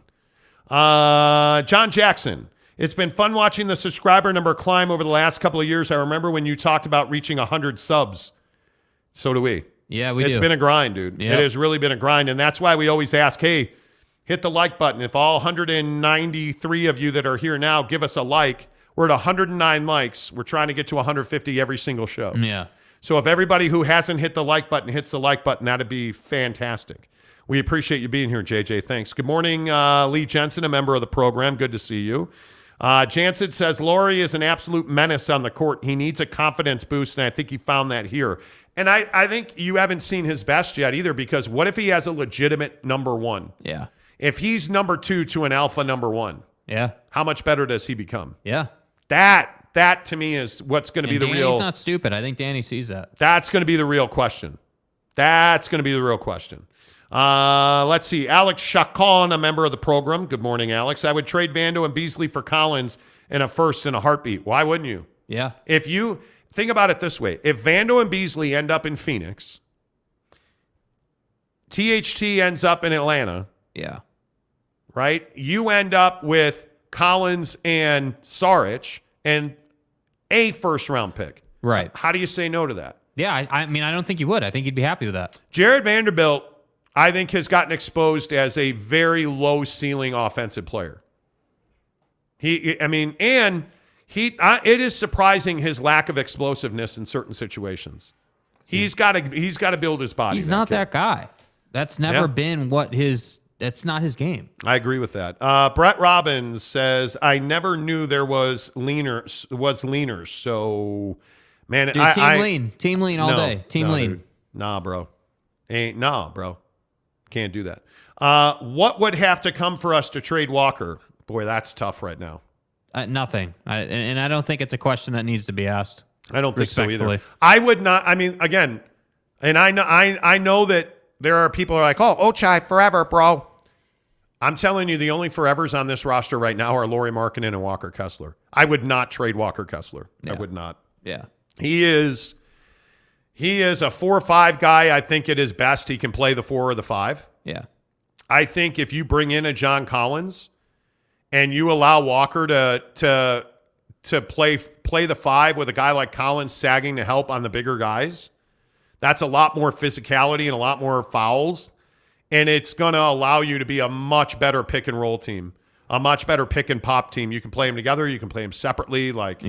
And, there is some thought around the league that Walker Kessler's development might push John Collins out of consideration here, but I don't think it does. No, because you can play them together. I don't think it does. I disagree with that. You can play them together. Yeah. And I still maintain I'd trade the whole entire roster for Lauri and DeAndre Ayton to play together. If you can get DeAndre Ayton, man. And I like Ayton a lot more than I like Mitchell Robinson, but if the Jazz can add DeAndre Ayton, good Lord, my friends. Yeah. I can't even imagine that. I mean, it would, I don't even know what I would equate that to. You know, if we're being really honest, I mean, it's a fantasy.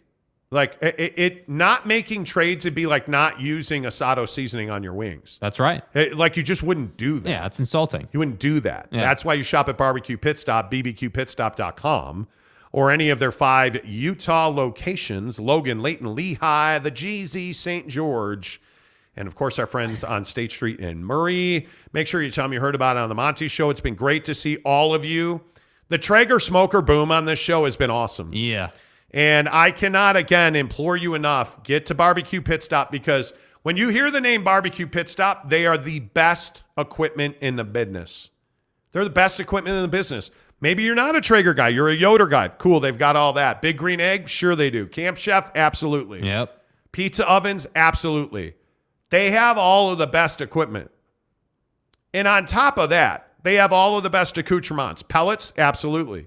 You need wood chips? Absolutely. You need tongs, because every man needs tongs and stuff. Absolutely. You need aprons. You need every smoker must have a weatherproof cover. That's why I'm a Traeger guy. Yes. Their covers are amazing. Their ground mats to protect your concrete, amazing.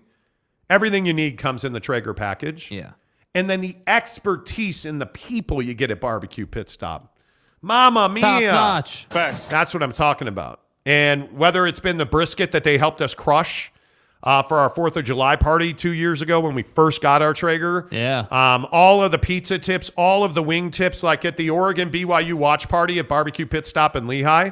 Clinton gave us all these great tips about how to let your wings sit in the seasoning before you put them on the heat. Let that seasoning break down the acids and the enzymes in the wings. Oh, the difference it makes. Yeah. I'm telling you, that's what you're paying for at Barbecue Pit Stop. The expertise, my friends. Yeah. That's what you're paying for at Barbecue Pit Stop. Make sure you tell them you heard about it on the Monty Show. Shop online no matter where you are in this great country or yours. bbqpitstop.com. And again, I will say, the Asado seasoning is amazing. Yeah. I just don't know how you do it. I don't know. Noah Young says Lauri can play the 3 and the 4. I'm telling you, he is. I know it's crazy. He's a 2 or a 3. No, he's no.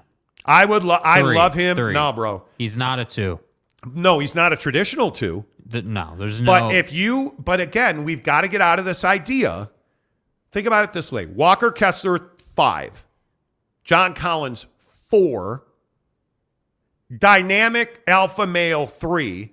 Lauri Markkanen at the 2, and then Colin Sexton as your point guard. Who says no? Bradley Beal at the 2, or whoever that superstar is going to be, Donovan Mitchell at the 2.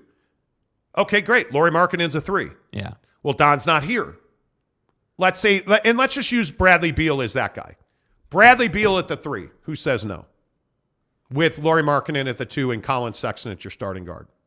You're not saying no to that. That's a group of 5 guys together that you're going to have a lot of problems matching up. Now, are there going to be defensive problems for you? Yeah, there's going to be some matchup problems. Mm-hmm.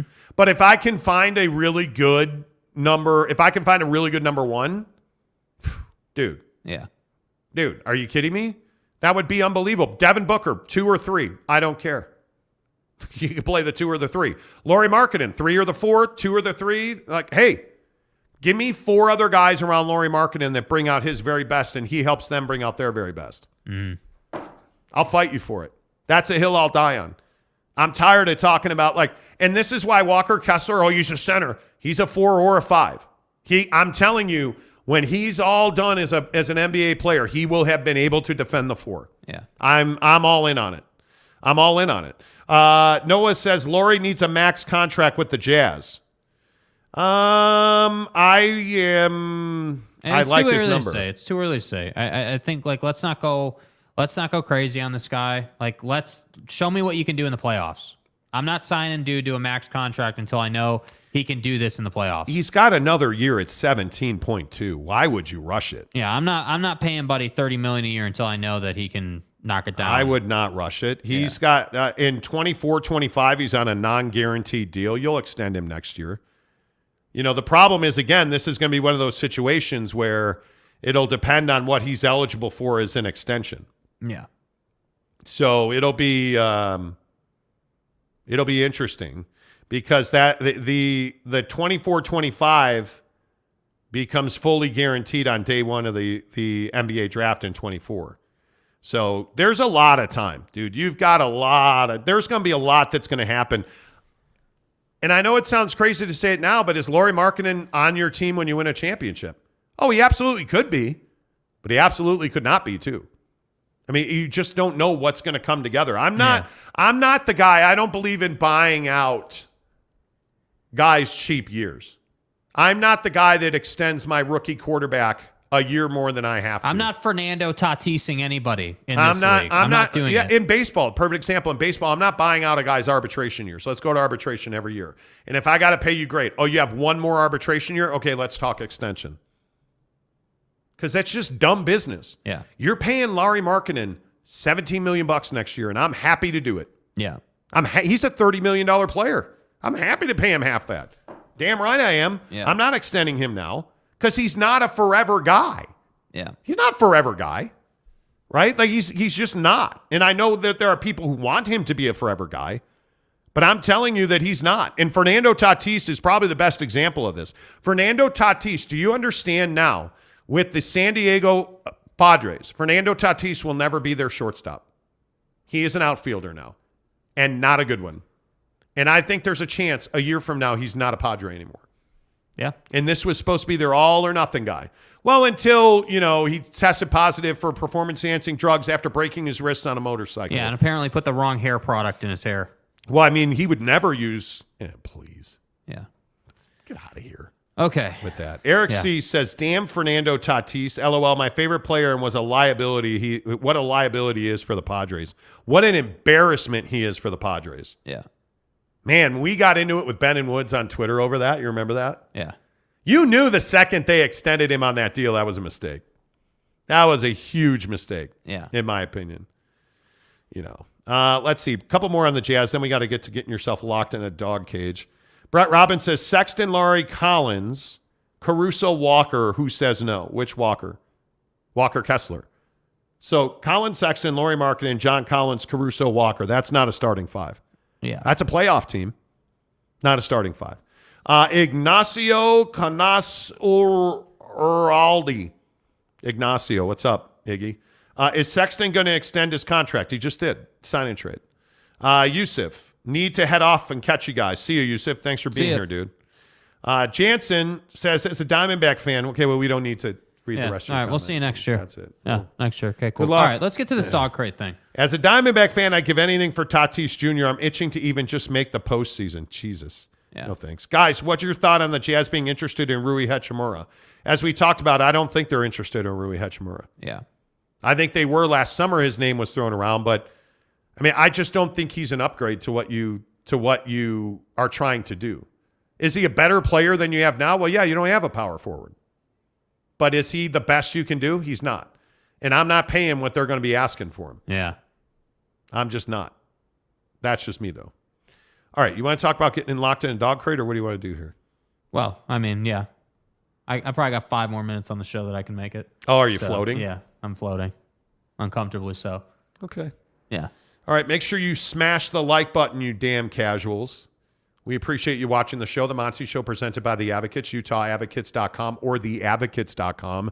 The best injury attorneys in the business. They never ask you to pay a consultation fee, and they never ask you for a retainer. You don't pay The Advocates unless and until they win your case at UtahAdvocates.com. Tomorrow on the show, full NFL. We'll talk more Jazz, of course, but tomorrow we're...